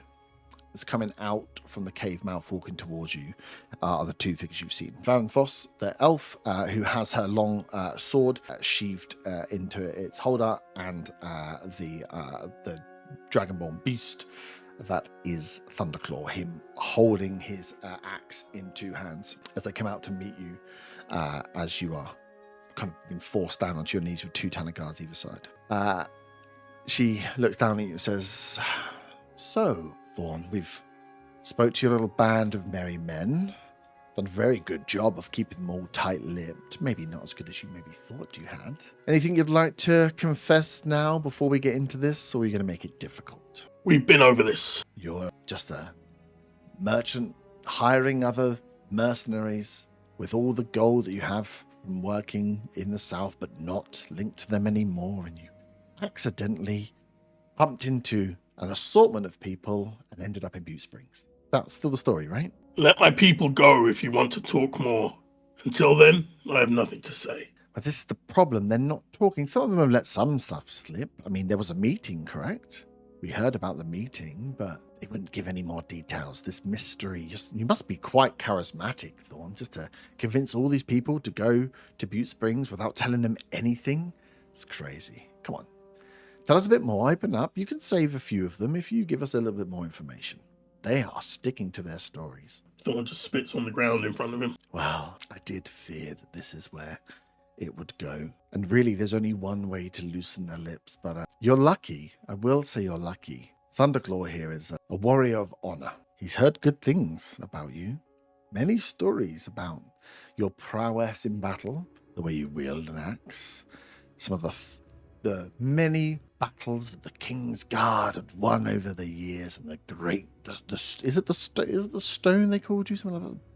Kind of in the pebble, although it might have been about your bald head, but quite enamored with you. So he's asked to be the one to put you to the test. Someone just looks the dragon up and down. As he looks at you, he has his axe, he kind of just like put it down the staff as he does kind of note back to you. "Yes, Thorn, I've heard many stories of your prowess with an axe in battle.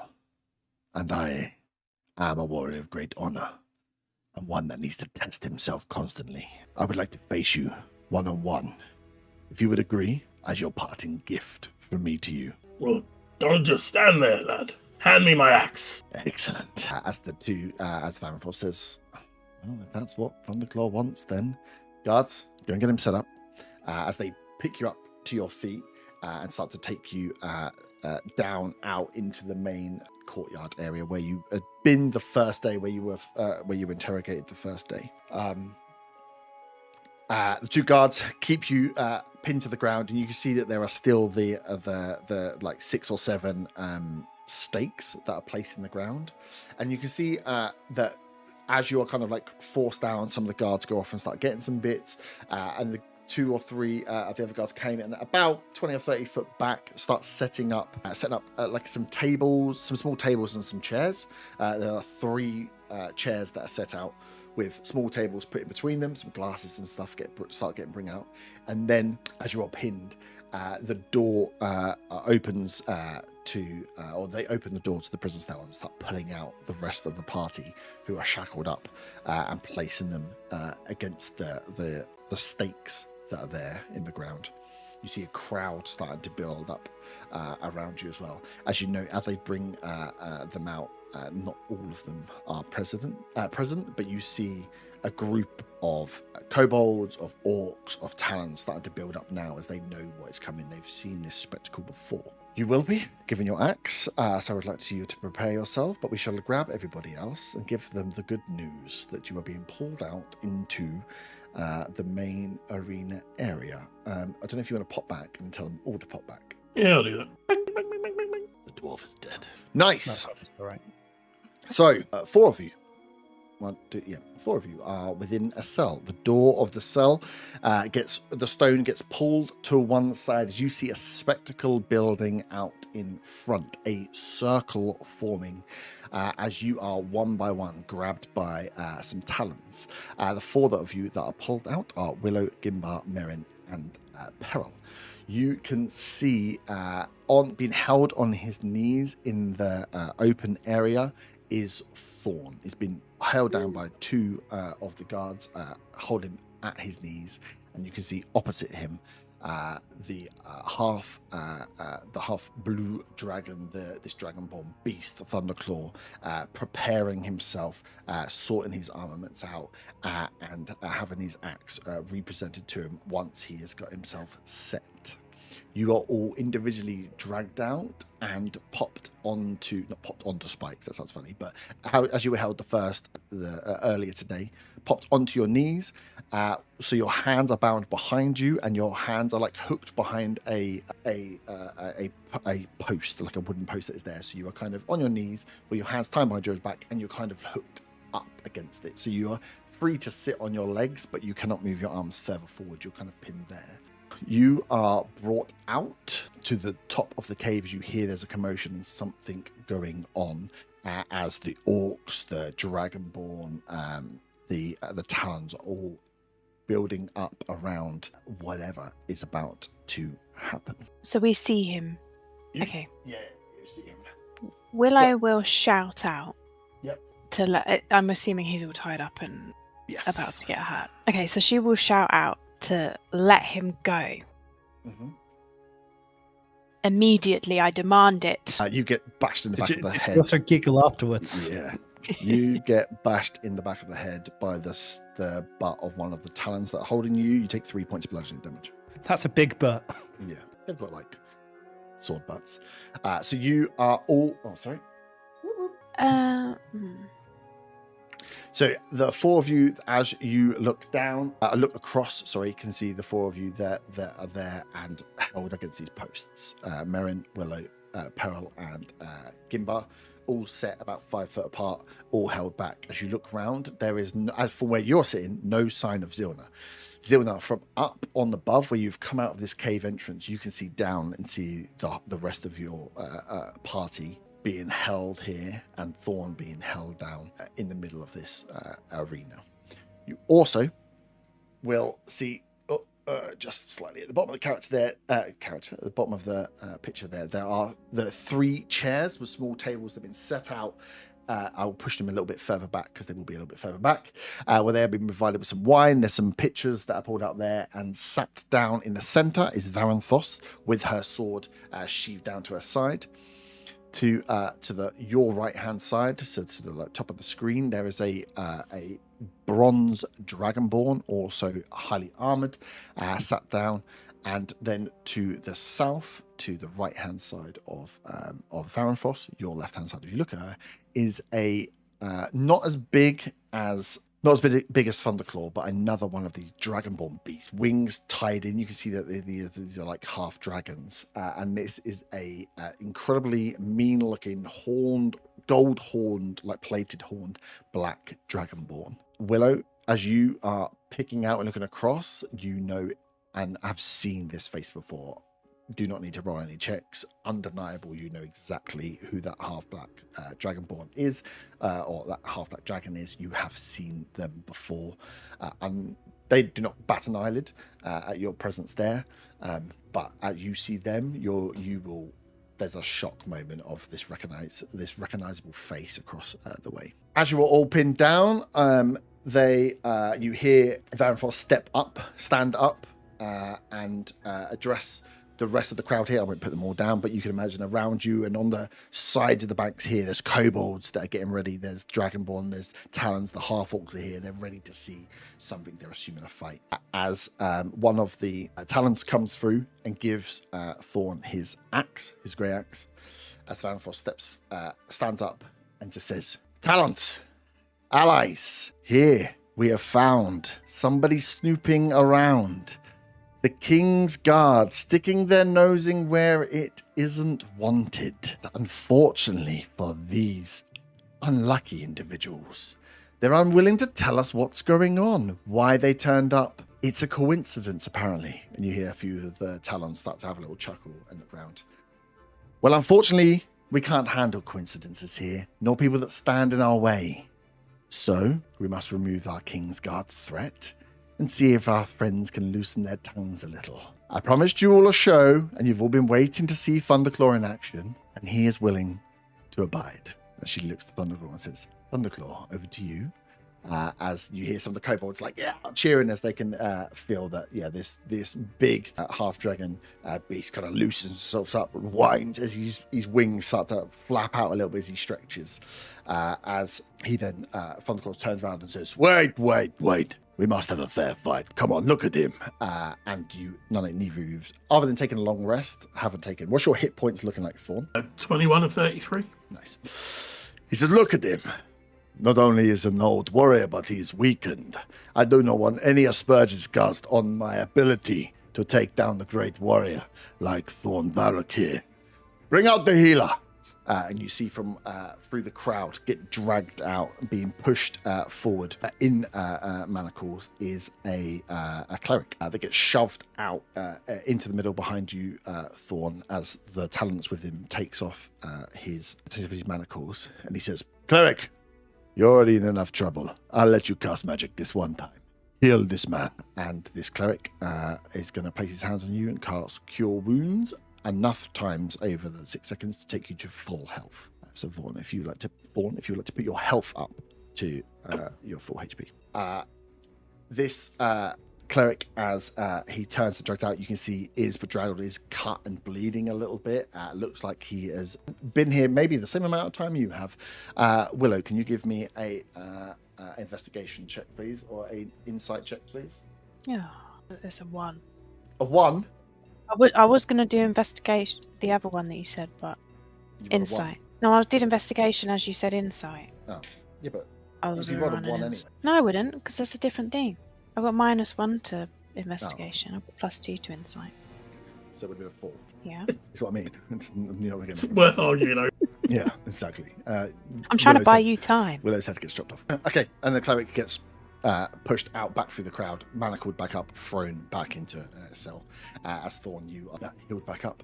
As everyone chants around, the Talons that are standing behind each of you lean forward and say to each one of you, not quietly, but each of you will get given the same message: do not try to interfere. If you move, I have orders to stab you in the back. And they all, as they kind of deliver this message, ready their swords up like on their arm, place the blade between like just below your spine, like, just so it would an easy slice into your ribs would puncture your lung easily, probably damage some pretty vital organs. As you are all kind of pinned there, you now have a point of a sword, each of you, raised to your back as you are kind of forced to sit upright and look at what's going on in front of you. Thorn, can you roll initiative, please? Yeah, let's go.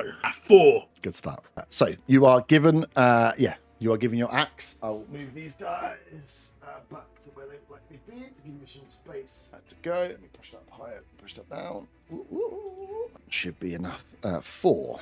Roll real dice. I rolled only. So you see Thorn as he looks towards you, holds his axe up, readies himself. She says, "Thorn Varric, this is a great honor for me. I will give you a warrior's death." As he's gonna just swing around with his sword, with his axe at you, which is a dirty 20 first off. Yeah, that hits. Nice. That's you take 10 points of slashing damage. A big slash across you, goes to like draw blood straight away, big hit. He has a second attack, but he uses it to finesse up as he spins his axe around to everyone and just like raises his gladiator style, turns his back on you as a cheer goes out from the kobolds and the dragonborn around him as he like, gives a little roar out to the crowd, having one big swing, drawn blood from you straight away. You can see that he is incredibly confident in his abilities. As Thorn, you are up. Thorn will say more to himself than anyone else. "My Elira, I'll see you soon." And then we'll take a swing with his axe. charge right up and take a swing with his axe. Nice. What are my pluses again? Do not know. That one will be a 17. 17 beats it. Yeah, with his rough armaments and his hide, as you swing. That 17 is an armor class. That is the one dice. Which one is a D12? That one. That will be 8 points of axe damage. Yep. And because we've had a short rest, I have one action surge. Yep. So just going to go for it. So as he hits him the first time, comes up, swings again, and that one is only a 15. 15 misses. But yeah, thought you charge up straight in. Bang! Get him once. You find a way through, chip into the scales of this beast. As he kind of notes you come round, goes for the second, he's alive. Just bats his wings, lands back a little bit and dodges out of the way. As he looks to you and says, "Still some fight left in the old dog, I see." As he's then going to come back at you. First attack is likely going to miss. It's only a 13. That one is a miss. And then we'll take his second attack against you this time at 16. Also a miss. Big swing, one. Big swing again as you can just, the rest of you are watching as Thorn is dancing back through the mud here, keeping himself. Thorn is a strong old fighter. As he swings and misses twice, you see a Thunderclaw say, "I will not underestimate you, old man." Up to you. And this time, Thorn will take a swing at his legs. Mm-hmm. Gonna go low, try and chop the tree down. He's a big boy. That is a 14. So 14 misses. also a miss. Yep. I suppose I will bonus action second wind now. Get it out of the way. D10 plus 3, 6 points of healing. 6 points healing, nice. As he sees it, he goes, "Healing yourself, old man. I've not even got started." As he is going to take another 2 swings at you. That is a 18. Yeah, that 12 points slashing damage. And then second attack. Bounced off my damage dice and rolled to a 2, so misses. First one, big chunk in. Second one, confident, goes up and over, down into the ground. The rest of you feel the ground shudder slightly as his axe slices into the mud, hits the rock bed below as he readies himself back, spraying the mud up at you, Thorn, as you get covered after just being hit. You can see there's an enjoyment on Thunderclaw's face now as the fight is starting to. He's taken some damage. The adrenaline starting to pump through him. You can see he's getting into this fight. for this turn, Thorn will feint with his axe, but actually swing with his other hand for an unarmed attack. Nice. That is actually in that 20. Yeah, nice. Nice. Unarmed strike damage is 4, so doubled is 8. Nice. As you swing, miss. This big it comes in again. In the fist attack, not normally one that's going to do as much damage as he thinks to himself, but as you catch him right in the right place as he's on the defend from the axe. Oh, Rixie little fuck, aren't you? Let's do this. As he is again going to just kind of wail away with this axe. That's a 21 to hit. Yep. Oh my god, that's almost max damage. That's 15 slashing damage. I am well past bloodied. Well past bloodied. As he is then going to take the second one. That is only going to be a 14. So I assume a miss. Yeah, that is a miss. As he swings, first one again, big chunk. Second one swings round, misses you again. As he looks up and he says, "You seem to be bleeding. Come on, you must have more. Bring it." Thorn will just say, "Let's finish this, lad," and then take another swing, again aiming at the knees with the axe. Yep. That will be a 24. 24 hits, yeah. And that will be 8 plus 3, 11 points of axe damage. 11 points of axe damage. Nice. He just goes into bloodied. As, you've hit him. As again, he looks down. You can see he's been... Also, he has this... his armaments that he's wearing are like gold designed one. It's his hide that's giving him his defense here. But he is wearing this like white tunic. And again, as his blood drops down and starts to stain as he looks down to you and says, "Making me bleed now. I like this." And it's going to take his 2 attacks. You're well past bloodied, right? Yes. He has improved criticals, so he gets a crit on a 19. That is a crit. I rolled low on the dice though. So that is 16 points of slashing damage. And Thorn is down. Thorn is down. As you go I'm down, crying. As you go down, he kind of looks around and says, "See, the greatest fighter that the Island Kingdom can bring is taken down this easy, the Talons will rule for a long, long time. As he raises his axe and is going to go for another attack on you. You are down, so it's a crit as he goes down. So you will take 2 death saves.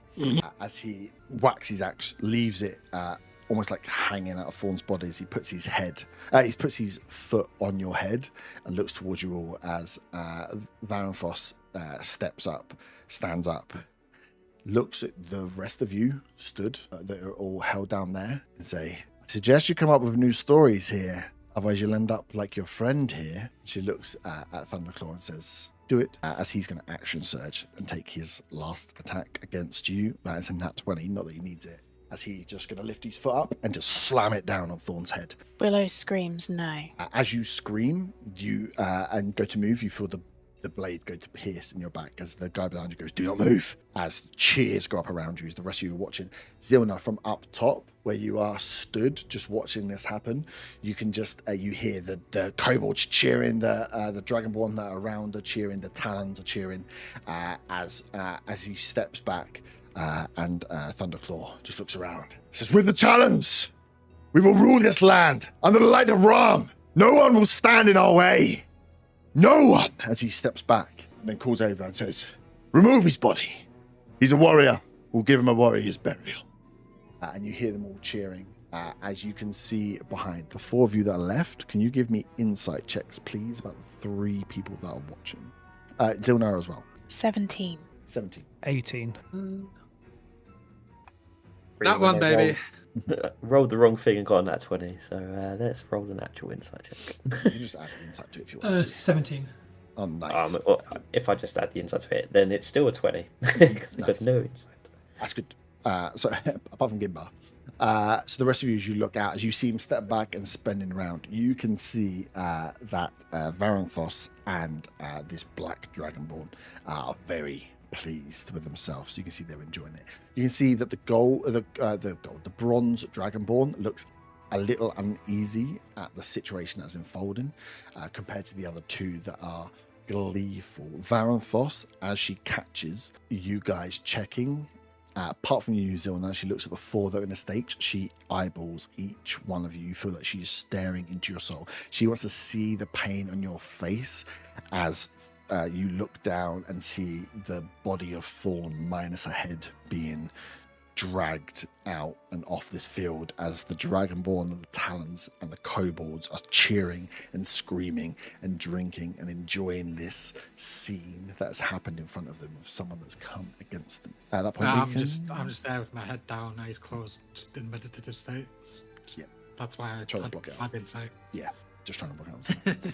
You are. Willow locks eyes on the black dragon thing. Pays you no mind. I'm just in a state of shock. The tears are no longer falling. I'm just like mouth agape, eyes open. You are, as the celebrations carry on, you are all grabbed and picked up, dragged back into the cell you're in, thrown back into the cell, door run over as you hear a party ring out for at least the next couple of hours as they are celebrating the death of this traitor here at the hands of Thunderclaw. And I really need a wee, so we will take a break there. You are all thrown back into the cell, all together apart from Zilna. So Peril, Merrin, Gimba and Willow are pushed back in. Stone gets pulled across the door. As you left for the rest of this day, you can hear outside that celebrations are going on, that clearly the camp is happy about the raids, about what they've collected, about whatever they've gone through and done, removing people that they don't want in the camp. Can I hear the footsteps of servants going to the room? No. You can feel that there are footsteps happening. You can hear the merriment of the camp as yes, they enjoy the evening. You 4 are left. If there's anything you would like to do or talk to each other about, then now is the time. You will get the chance to long rest, but you're being left here overnight as the camp enjoys itself. Celebrates. I think we should speak because we're obviously going to get interrogated again. But beforehand, can I just do a check around us to see Is there anything or anyone that could be listening into conversations that we have? You can see outside. Give me a perception check. Oh, dirty 20. Dirty 20. From the gap in the window you have to look out and around, you can't see that there's any guards. If there's someone was stood right up against the wall and listening, though, you wouldn't be able to see them. You can only perceive so far out of the window. But as you're looking out, it looks like the camp are having a party. Okay. I'd still like to speak in hushed tones. I can't believe what we've just witnessed. What on earth did everybody say in there to make that happen? I'm not even supposed to be here. I'm just a bartender. That old film had a death wish. Ran straight into a trap. He got us in this state. How are we going to get out of it? Well, I don't know about you, but they were asking why we were here. I said that we'd been hired by Thorn, and now I'm worried that might have been one of the reasons that he was attacked. He was attacked because he wanted to be attacked. Old Phil's clearly had a death wish. I just said we were on a mission to find something. Where is Still now? Did we see him when we were outside? We saw him above us or not from where we were standing? We didn't see. Probably not. No, because you would have been pushed. You would have been the way you were. You would have had to crank your neck. Yeah, so he was behind us above. Yeah, he would have seen all you, but you wouldn't have necessarily seen him. Well, that's a question, isn't it? Why isn't he here with us? Have they killed him already? Is he working for them? It could be to sow seeds of distrust. You think too highly of him. We don't know him. I don't know any of you. I know that's true, but he works for a mercantile, doesn't he? He's bit of gold and he's anyone's. That's what they're about. That's all they're bothered about. Money. I feel after we've seen what we've seen. I don't know about you guys, but I am not willing to die here. I don't see what we have to gain by not telling them. Maybe not the whole truth, maybe a half truth, but. Oh, you remember what was said at that meeting? I don't want to die. What would the half truth be? We could say that we could tell him that because the man who ran, what was his name? The man who ran Brute Springs sent a letter for help to whoever's in charge, and we could just say we were sent to investigate the letter. We don't have to mention factions. We don't have to mention any bigger goals. Well, that just means we've been lying all along, doesn't it? We could say that the letter was sent from, what was his name? Christopher Silverface or something, yeah. The letter was sent from Silverbrook to Thorn, and Thorn then took us here.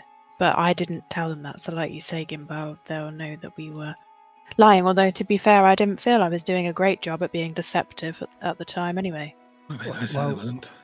I did mention, sorry, Marion, but I did mention that we ended up at the castle. But I also said we were looking for something from pirates or smugglers. That's what I said to them. I just cried. It was very, very, very stressful. I informed him that we were all hired to do a task, and that I am personally a treasure hunter. You don't look like a treasure hunter. I'm sorry. Looks can be deceiving. Do you keep your no, not in character. That's not my character.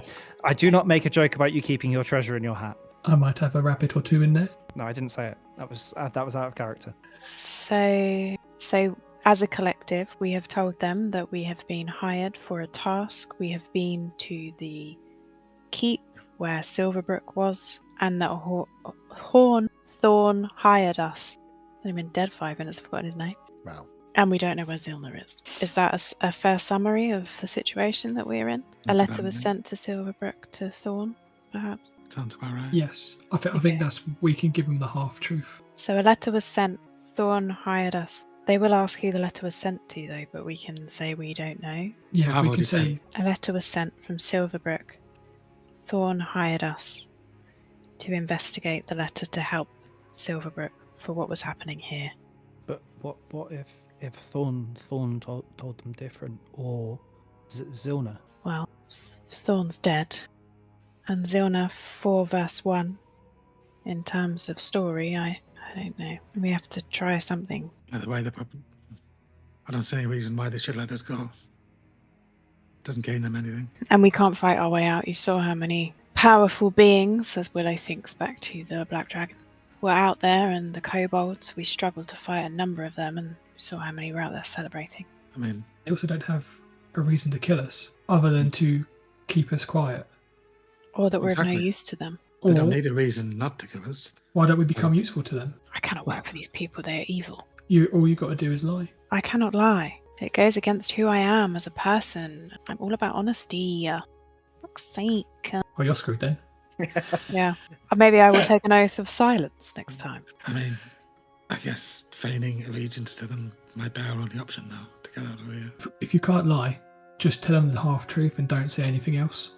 But what if they want us to kill people to prove that loyalty? I don't think I can do that. I don't. They've got no one. They do, don't they? The villagers that they brought back with us. All I need to do is as much good as I possibly can with causing the least amount of harm. I don't want to kill villagers either. I just want to drink. Perhaps we start with the letter to Thorn. He hired us. We came here. We went to the keep to investigate Silverbrook. We helped them, and now we're here. And we are strong fighters. And Yes. feigning allegiance may be something that you guys can offer. Merrin brings up a good point. They may want us to execute people to prove allegiance, and that's not something I'm willing to do. Okay, so what do we do if they make us do that then? Because I'm not doing that either. Oh yeah, Yes. you're packed. Then I guess that's us. I guess we're the ones going to be killed. Pretty screwed out. Maybe only one of us has to do the killing. Are you volunteering? Maybe you could ask them for a wonder fireballs to do such things. I would do anything for a Wonder Fireballs. Don't make me kill you off camera. We perhaps if they put that to us, we offer a different kind of job, a double bluff if you like. Such as? That we get information from Silverbrook and report it back to the Talons. Silverbrook's They- probably we would- dead. Well, someone else that they want us to, offering a mission where we're not having to execute an innocent villager, becoming more useful with information that we can share without sharing why we're Why here. don't we say we'll look into who got the letter? Because we know who got it. Or we could just- They'd give us a minder, someone to watch to make sure we're doing that. Again, another good point. Let's just start with telling them about the letter, Yeah. why we're here. And then cross the paths of possibilities afterwards.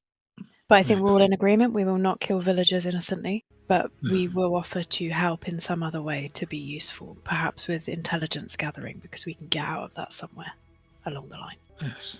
Agreed? Yes, agree. Merrin? I nod. I will say a prayer if everybody would like to take my hands. I'm not a cleric, but I will pray for Thorn.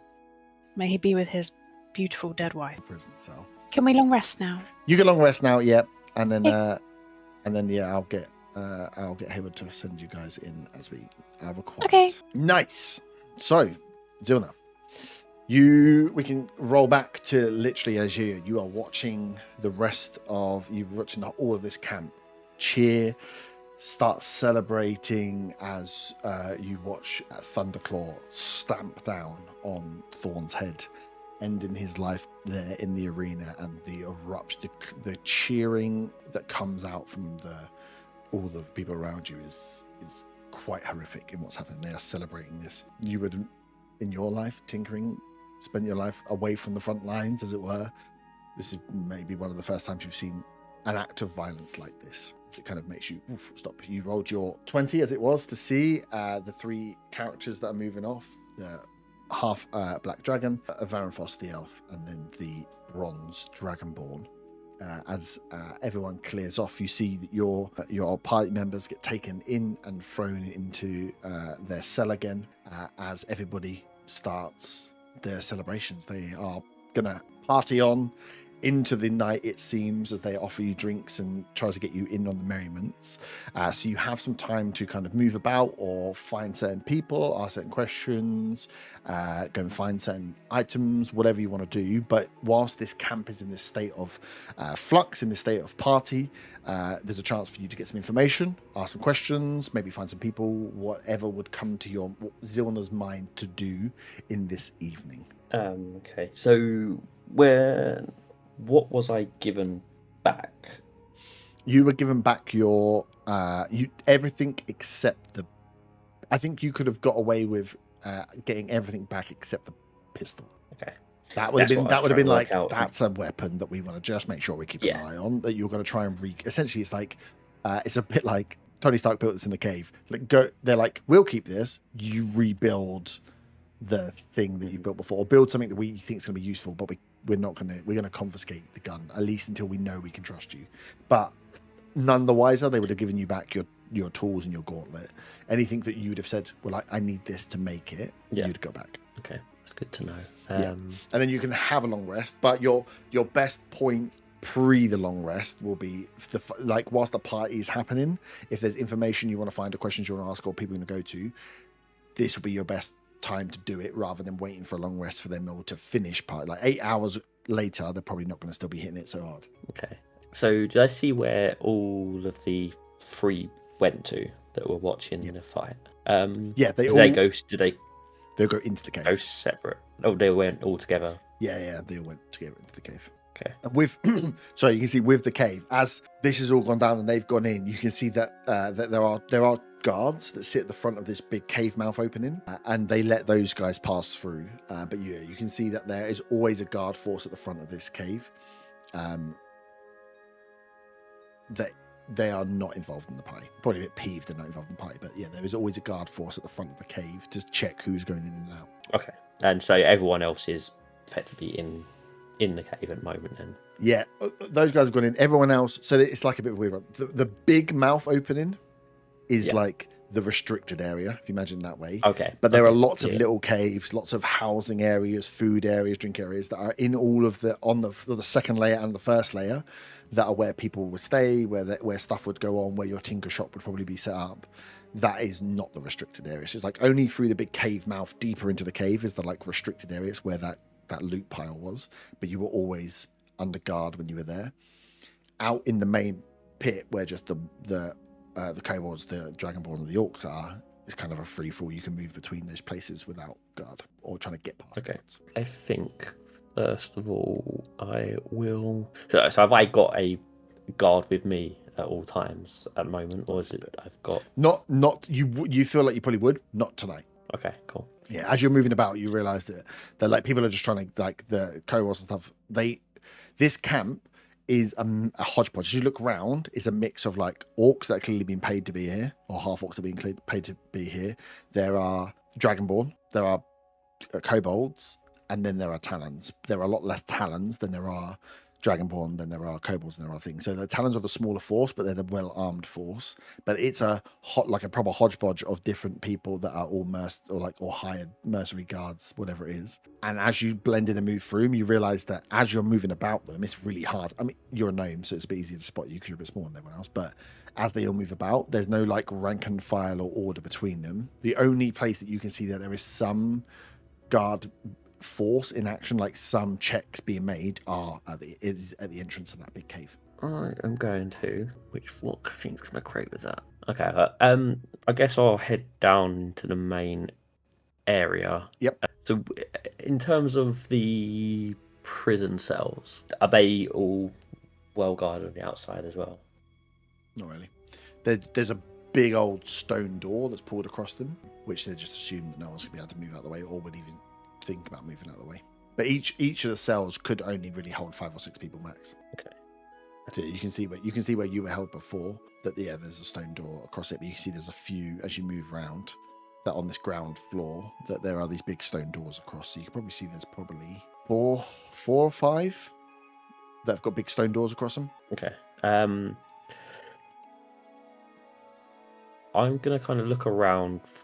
Probably go towards kobold more than anything else because they seem to be the out of everyone probably the most wild in terms of partying, I imagine. Yeah. And I guess try and spark up conversation with. I'll have a look around to see what ones look more merry than the rest. I think. Okay. Try and get an idea of. Yeah. Give me a perception check. Trying to judge the sweet spot of drunk enough but not too drunk. Yeah. That's 19. 19. As you're moving through, you can see that there are some younger, clearly what must be younger kobolds who are like shit-faced, useless, moving around.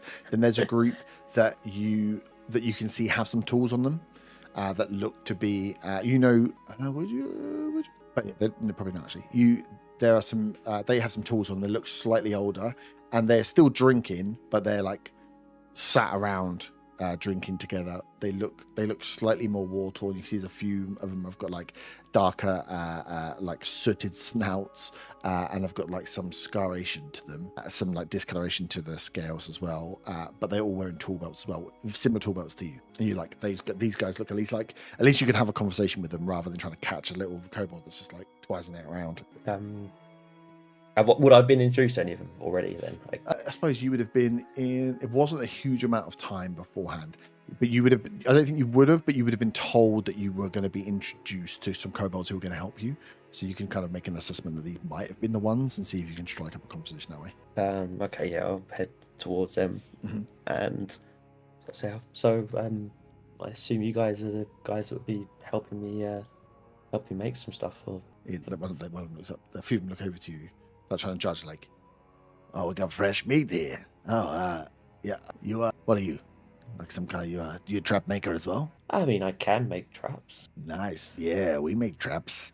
We're gonna help you. You're gonna help us. We're gonna make some traps. That sounds like fun. Well, yeah. I mean, hoping to make some other stuff as well. I mean, I guess you're just going to be helping me with. Is it mainly traps you make over here then? Is not really anything else? Well, I mean, needs must. We're good at traps, so we tend to keep the traps made.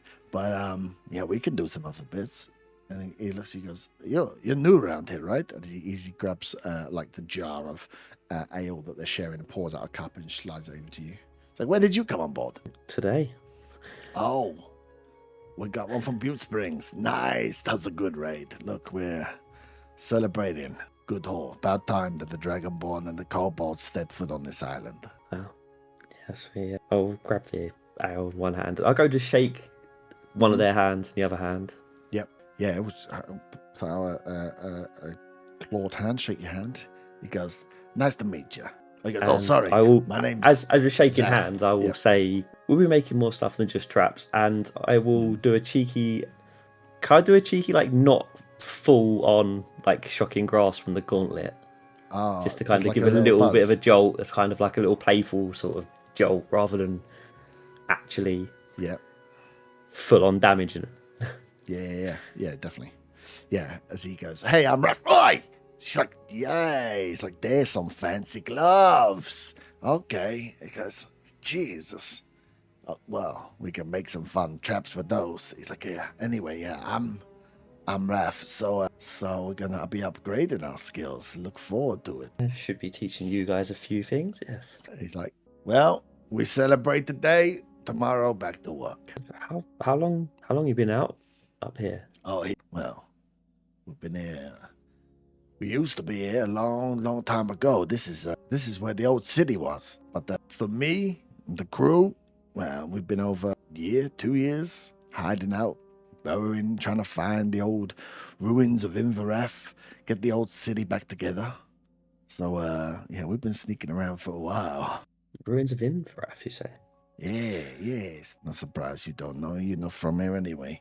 This is where the last Dragonborn city was, on the mainland. These caves, the underground workings of what used to be a big old city, but look around, it's not here anymore. It's ruin. Okay.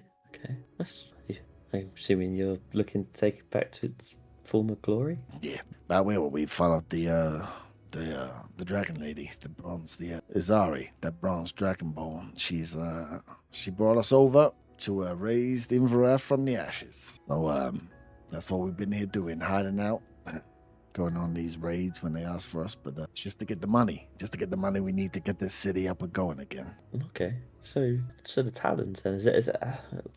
You always been working with the Talons? No, you're not a fan of the Talons? Well, you've seen them, the way they work. I mean, this is Ari's business. Not for me to say what we should and shouldn't be doing, eh? But yeah, we've been working with them for a little bit.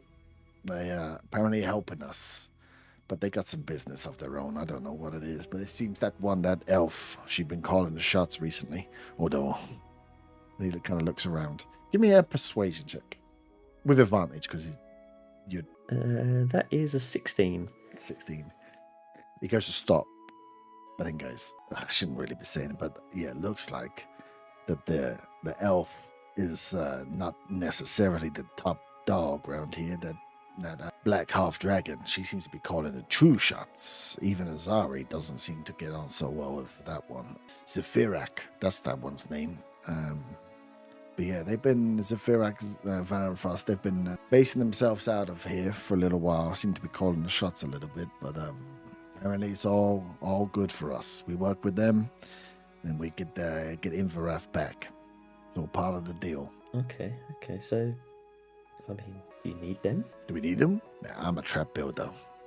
I don't know what we need. It'd be good to get back on the mainland.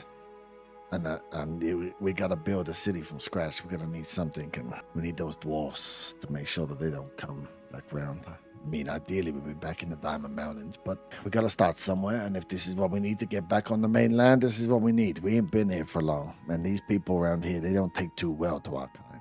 Yeah, I say I'm new here as well. It's my first few days on the mainland.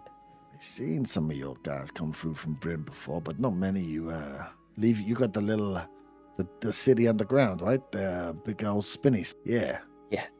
Gaia, yeah. Shit. Well, welcome to the big bad world. Let me tell you, people don't like small folk out here. It's fucking crazy. We've been fighting for our lives for way too long. Out in the ocean on a freezing cold little island.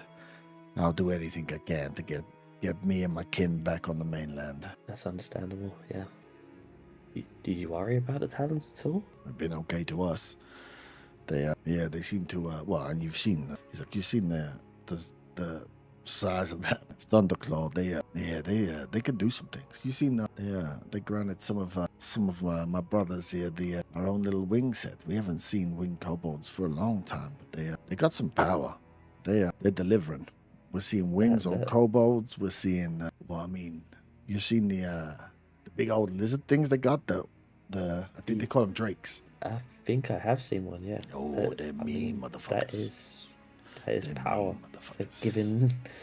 It's like you wanna be careful next. Whenever you're going into the nursery, you be careful. Because those things they've eaten. Yeah, and he points up to the cave. It's like the nursery. They call it the nursery. The orcs, they bring the food in. The food goes in. The food doesn't come out. The prisoners go in. The prisoners sometimes don't come out. But the drakes, they come out. They're hungry little fuckers. Okay, it's good to know. Be careful in there. He's like, you're the same size as us.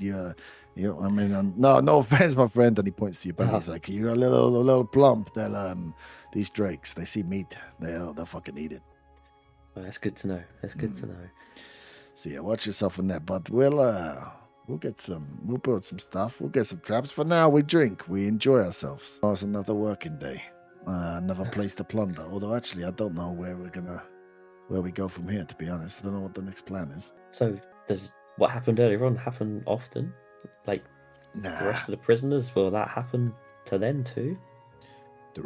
Oh no! Normally that show that was I think that was just for that old human. I don't know.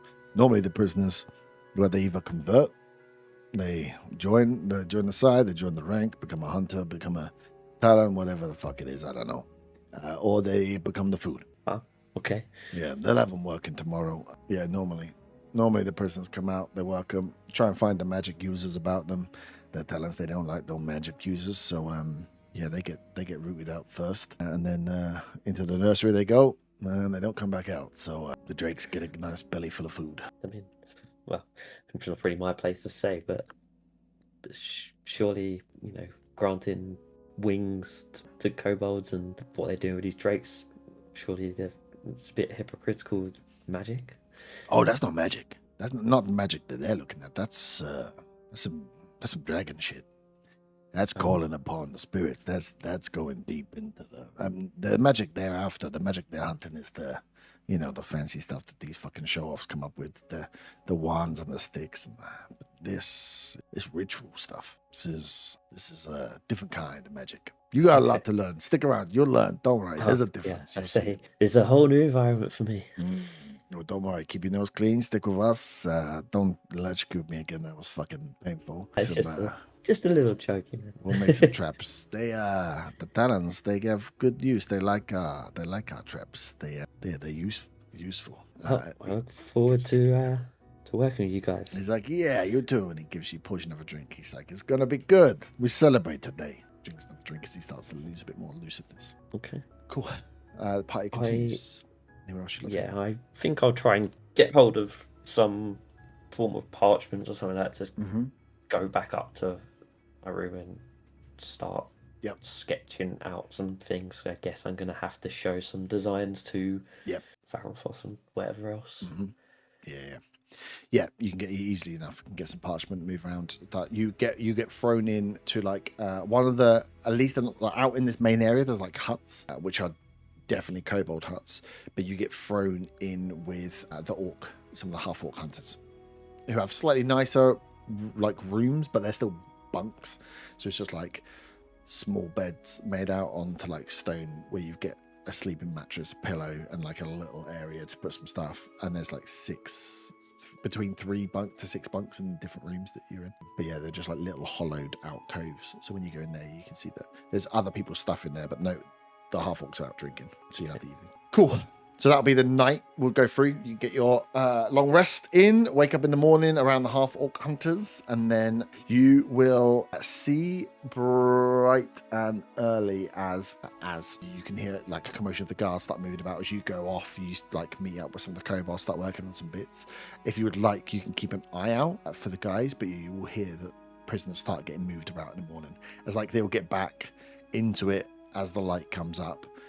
Guards start removing prisoners. Some of them get sent out to go and chop wood. Some of them get sent out to like clear latrines and clean up shit. And then the rest of the party will get pulled out back in for interrogation. Yes, I will keep an eye out for them. Nice. So yeah, you will say as you're keeping it, give me a perception check with advantage. With advantage? Yeah. Probably take the first roll. Yeah, first roll's a 19. Nice. So yeah, with 19, you get yourself set up to work.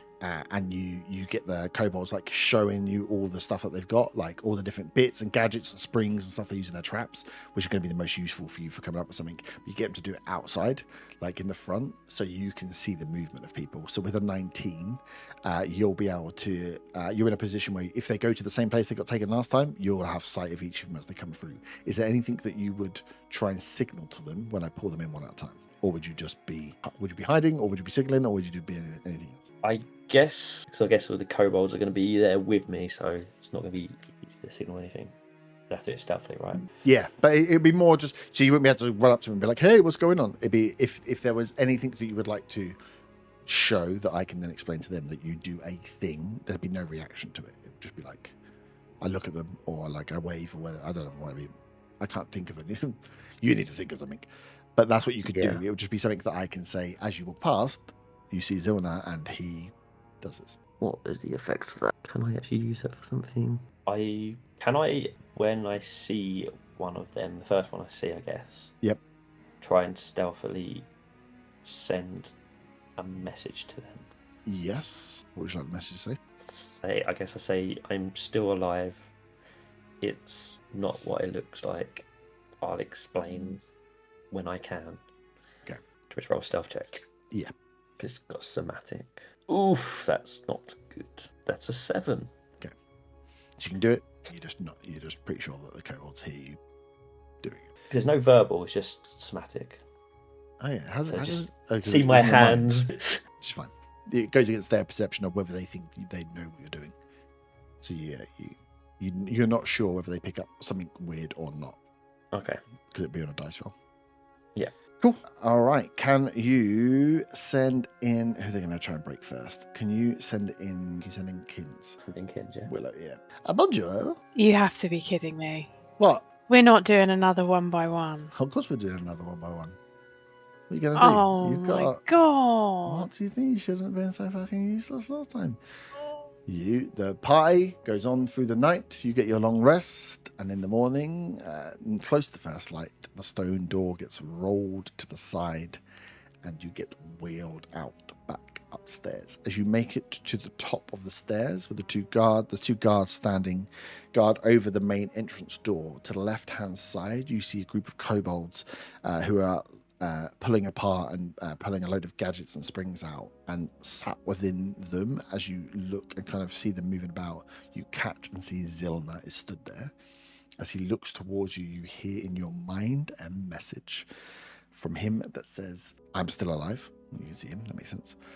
This is not what it looks like, and I'll explain when I can what is going on. Under that spell, if I message him back, he can't then say anything, can he? Because he sent his message. Oh, little shit. Yeah. So you can say Okay, something. so he said it wasn't. This isn't what it looks like. This is what it looks I'll like. explain I'll when I explain can. when Okay. As you were then taken back into the same room you were in before, similar setup as you had last time, but you can feel that the air is there's a little more of a tension in the air as you are sat down with Aaron Foss and Thunderclaw again. Can I just say one message back to him? I know he can't message me back, but I would say to him, the blue one killed Thorn.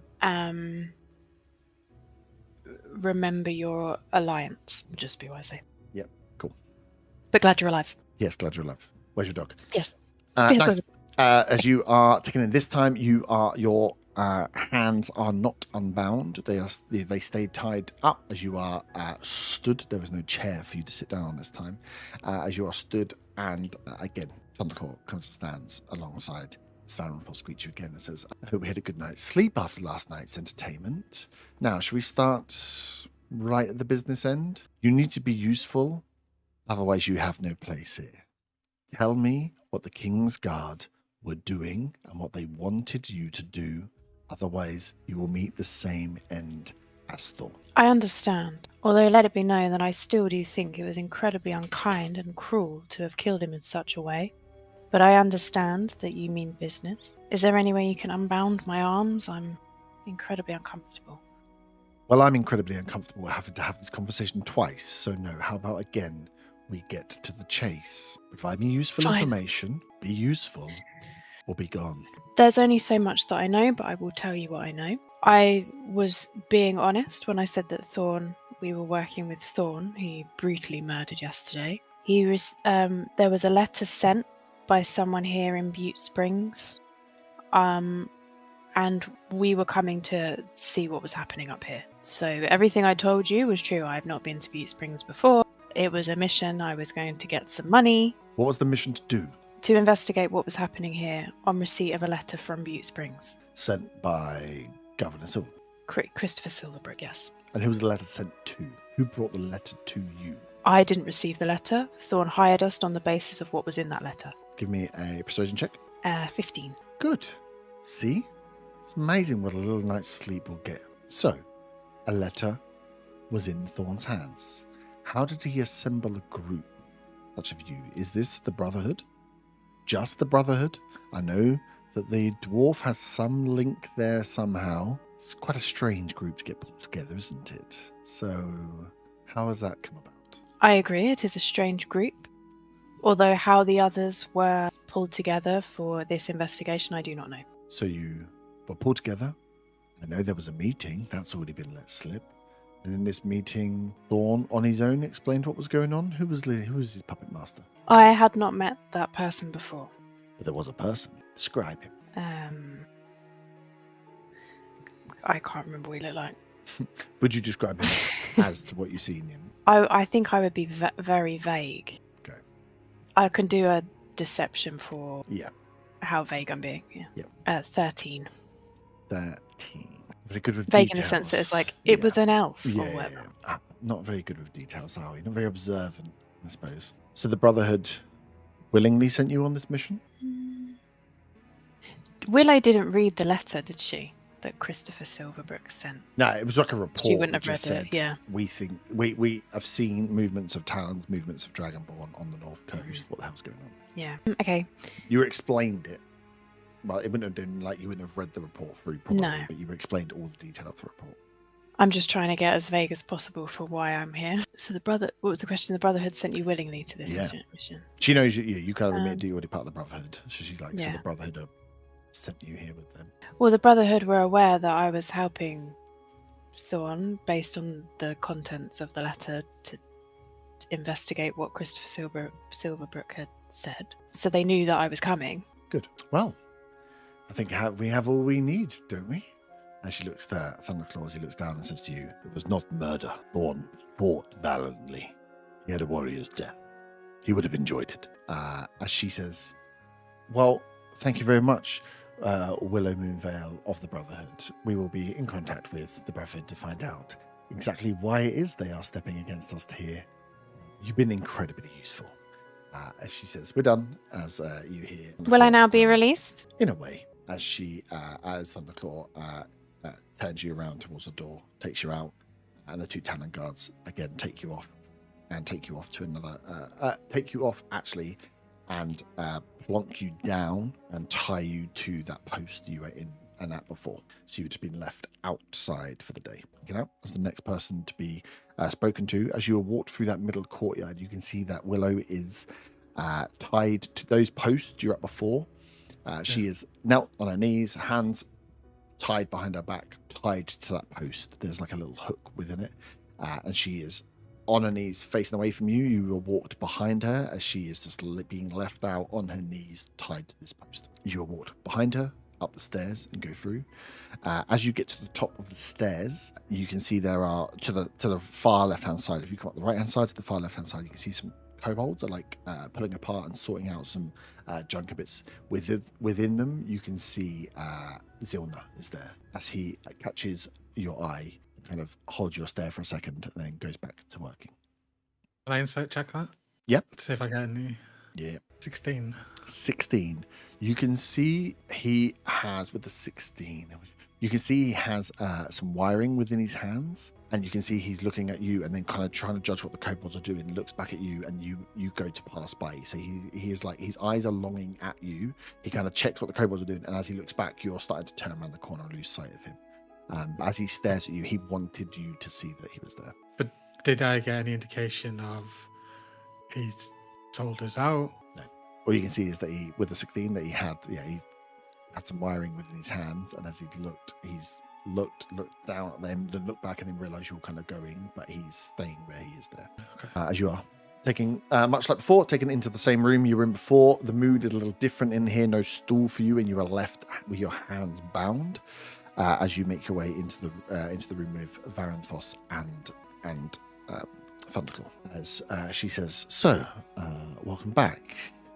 Let's see if you're a little bit more talkative today, shall we? We don't like to have to move, but you must prove useful. You and your brother are causing us quite an issue, and I'd like that resolved as peacefully as possible. So, we know a lot more today than we did yesterday. I'm assuming you've seen your friend. Is there anything you would like to illuminate us with this morning, Gimba?" My friend. I don't know these people really. Fine. So, any useful information? All I can elaborate on is what I have learned from the others while in the same room. It's apparent that Thorn had been sent a letter by somebody in Beach Springs pertaining to wherever the mission was. Maybe it was different from what he told us. I don't know. That's the only other information I can elaborate on. So there was a meeting, and you were sent on this mystery mission. That meeting? Not any meeting. Well, I know there was a meeting now. Let's not play games, Gimba. There might have been a meeting, but not when I was there. The meeting of the Brotherhood? Not working for the Brotherhood? No. So you... I told you this time. You just were picked up along the way. Yeah, like I said. And accidentally ended up exactly where your brother was, who is a member of the Brotherhood. Well, it smells a little fishy, Gimba. Are we playing games? I mean... We're not playing games. My brother's a cleric. It would make sense he's in the Brotherhood, but that wasn't something I was aware of. Well, I can tell you now the Brotherhood have made a huge mistake stepping against the Talon so openly.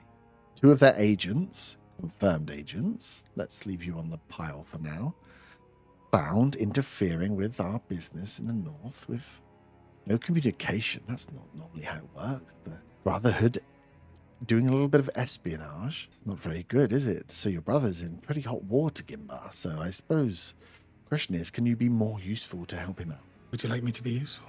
Yes, we need information. Who was the puppet master of Thorn at this meeting that apparently you weren't at? So maybe you can't even help us with that. Unless you're going to have a change of heart. Maybe you remember you were there. No, I can't help you if that's what you're looking for. You understand this means your brother will suffer. You spoke to me yesterday of loyalty to my brother, my family. If, as you say, my brother is not opening up to you, and I did have information, which I don't, my loyalty to my brother would be not to betray his trust and tell you anything. If I had information, which I don't. Well, if you're betraying his trust, it means you're hiding something for him. I'm simply asking you to be more useful, to give me a reason to keep him alive. I say, I've told you all I know. But if I did, I know anything that my brother knew, which I don't. I was as much surprised as you are that he's here. If he has chosen to not tell you anything, I will be loyal to my brother and do as he is. That's good.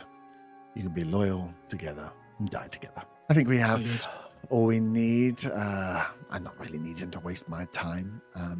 So at least you'll have that. You can sit side by side. There's nowhere place I'd rather be. She gives a nod, and Thunderclaw grabs you, turns you around, and walks you back up to the door, hands you back off to the guards, as you are taken back down to that main area and next to Willow, plonked down, tied up to the thing. So you're kind of on your knees, hands behind your back, and your hands are tied to this pole that's in the ground there. You're alongside Willow as they leave you here and say, well, get Is it bedtime? nearly bedtime, I know, sorry. You collected in the morning, third one out. As the door and the stone is moved across, you're taken in. You can see in the main courtyard area, against two of the poles, on their knees tied to them, Willow and Gimba. Sat on their knees, hands tied behind their back, facing away from you as you are walked behind them. You can see that they are a bit like a stockade being just left outside post their meeting as you are walked up and round. As you get to the top of the stairs before you enter the main cavern area you went before, you can see there are some kobolds off to the far left-hand side tinkering.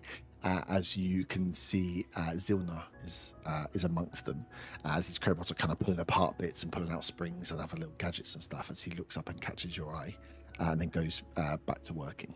But he makes eye contact with you, and then you were kind of walked around the corner, so you can see he is alive. As you are taken into the room, much the same as before, you are left cuffed, you are left with your hands tied, there was no stool, and you are stood in the room as Thunderclaw comes and stands behind, puts a hand on your back, as Valanthos looks towards you and says, now, are we ready to be more useful this morning? You've seen that we don't have much time for people that are not here to be useful, Merrin. Anything you would like to share this morning?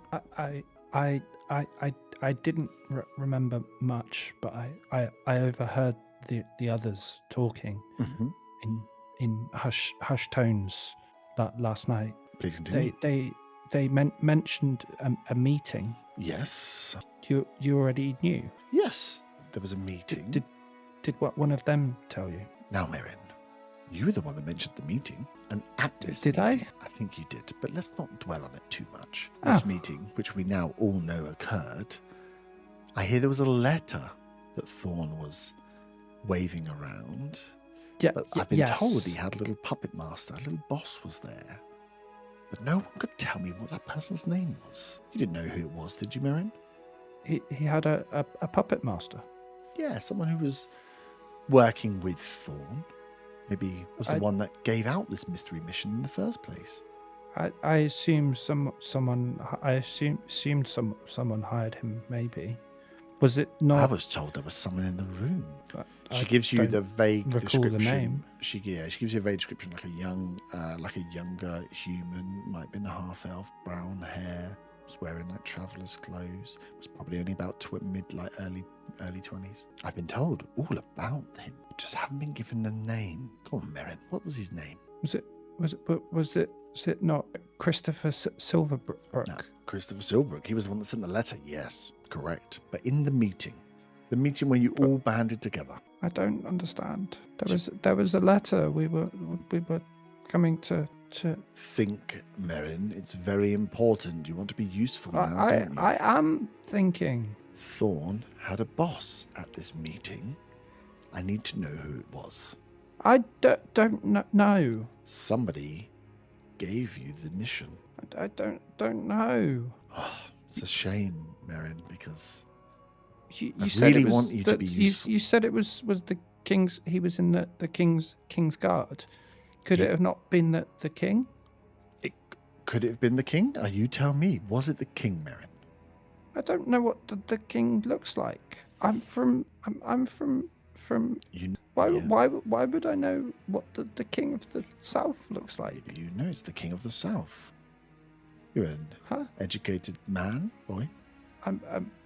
Yes. And you really want your journals back to You're daddy proud, don't you? I do. Think a but little I can't harder. tell then. you something I don't know. Merrin, you're making this very difficult. Trying to find a use for you here. Really trying. I can't see with this information how I give you back your journals. There's just not enough. What else? Come on, Merrin. What else do you have? Let me. You knew about the letter. That was the other thing I was gonna say. That there was a letter. I know about the letter. You've all spoke about the You know- letter. I can tell you that. I know it. That's the one piece of information you all agree on. There was a letter. You hear Thunderclaw clear his breath a little bit as he has his hand on your back. He says, Come, Merrin, think hard. Is there anything else you can think of at all? And whatever or Not ever. Useful. You want to be useful. You want to help. I heard that the Talons are pushing into Anora. Yes, we are. We are bringing the one word of Ram. We want to. You understand, of course, right? Supporting the true one God, ridding this corrupting magic. Is this something you think you could help with, Merrin?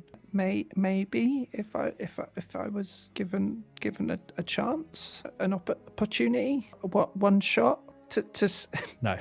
Don't do it. I'll chop your head off. Give me a persuasion check. That is a 9. 9. These plus zeros are really coming in clutch. Yeah, that's good. You're a proper charismatic group. You can, as you look up, you can almost see in Thunderclaw's eyes that he's like willing you to say something that's going to help as he turns to Varenfos and says, he has skill with a blade, we know that. He couldn't be worked on. And you can see, give me an insight check with another plus 0, I'm assuming. That is a 3 + 1 for a 4. Nice. She looks back at Thunderclaw and says, he will be a liability. And Thunderclaw, Thunderclaw like squeezes your like neck slightly just to be like, hey, look, he has skill with the blade and he has a good heart. I can tell that. He's a noble fighter.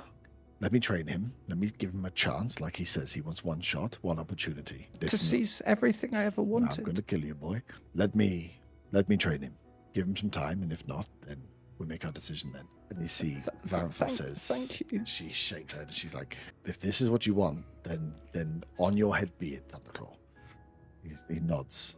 He looks down to you and says, "You will work with me now, boy. You will have to train hard. You will have to toughen up. You are too soft on the outside." I can do that. Good. You will be useful as we go forward. You have much skill. We will do much good together. Just trust me. Okay. Again, he just keeps you held, moves you out as he opens the door, as he says to the 2 guards, "Please take Merrin here through to the quarters. He is to become one of my... last man standing, right? Last one left in this room as you take out, as the stone is moved away. The turnaround of these conversations has been much quicker than they were before, so you wonder like who or what has happened. You haven't heard or seen too much movement. But as the stone is moved away from the door and you move out into the main area, the main compound, you can see tied up to the poles in the central area, Willow and Gimbar. They are on their knees with where you all were with the poles, but their hands are now tied here, a bit like a stockade, and they are just that. Gimbar has his head down and seems to be in some meditation, but you are walked clearly behind him. Make sure that you can see them, but not close enough that you'll be able to really communicate. As you are walked up and round, you catch sight of Zilna at the top of the stairs as he's working with some kobolds, as he catches your eye as you come up the stairs.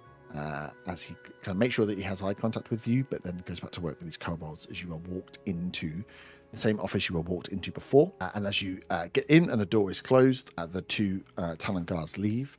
And as they leave, and they leave you with your hands tied, as they go, Thunderclaw removes your binds from your hands. As he says, "Well, that went better than expected for me. What have you found out?"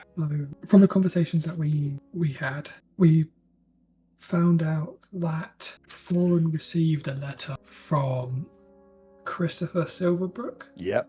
Who was the mayor of that town. You see Varenfos steps in. She's like, "We understand there's a letter, and that's what you guys have communicated. We've been very clear on the letter. What I need to know is, there was a meeting. It's now been confirmed there was a meeting, and it's been confirmed that there was a young male, mid-20s, who was the puppet master of Thorn, his boss. He was the one that delivered the message.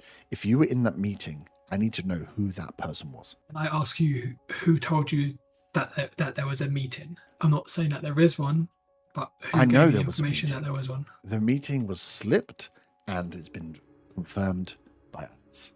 I know the meeting was held. I know the Brotherhood are involved. I just need to know who gave the orders. Who was the one that was with Thorn? Who was the young human, possibly half-elf male, mid-20s, that kicked this off? I wasn't at the meeting, so I can't tell you who kicked it off if there was a meeting. I was just picked up the job from Foreign, and that's the only information I have. Give me a deception check. Come on, baby. Oh, 19 with plus 2, 21. 21. You can see that she is pissed. She just looks at you and says, "This is not the way we work. You're being incredibly unhelpful. We all have our orders. We all are working towards our goals, but our goals are all pointing the same direction. You are not helping anybody here, least of all me, and I'm sure you're about to ask for a favor. So I suggest you think real hard about how useful you can be to my cause before you ask me for something." He'll sit back and... There's no chair in here, so you've been made to There's no stand back, up. sorry, Yeah, so yeah, it's- yeah, so- okay. But you have your hands untied, so you have kind of like Yeah. reread a bit. This is a hard one. She's Can't gonna, give you... Sorry. yeah. As you're like pondering, and she can see you're turning over the cogs. She says, "I asked about you when I sweetened the deal. I know your family's being held, and I know you've built some favor. I know that I only have so much I can do. I need names, and I can give you information. Give me an insight check." Insight. Oh, yeah. Oh, 7. 7. You're like, she definitely could have that information. Because it's his family. He doesn't want to give everything away. So he'll... I can...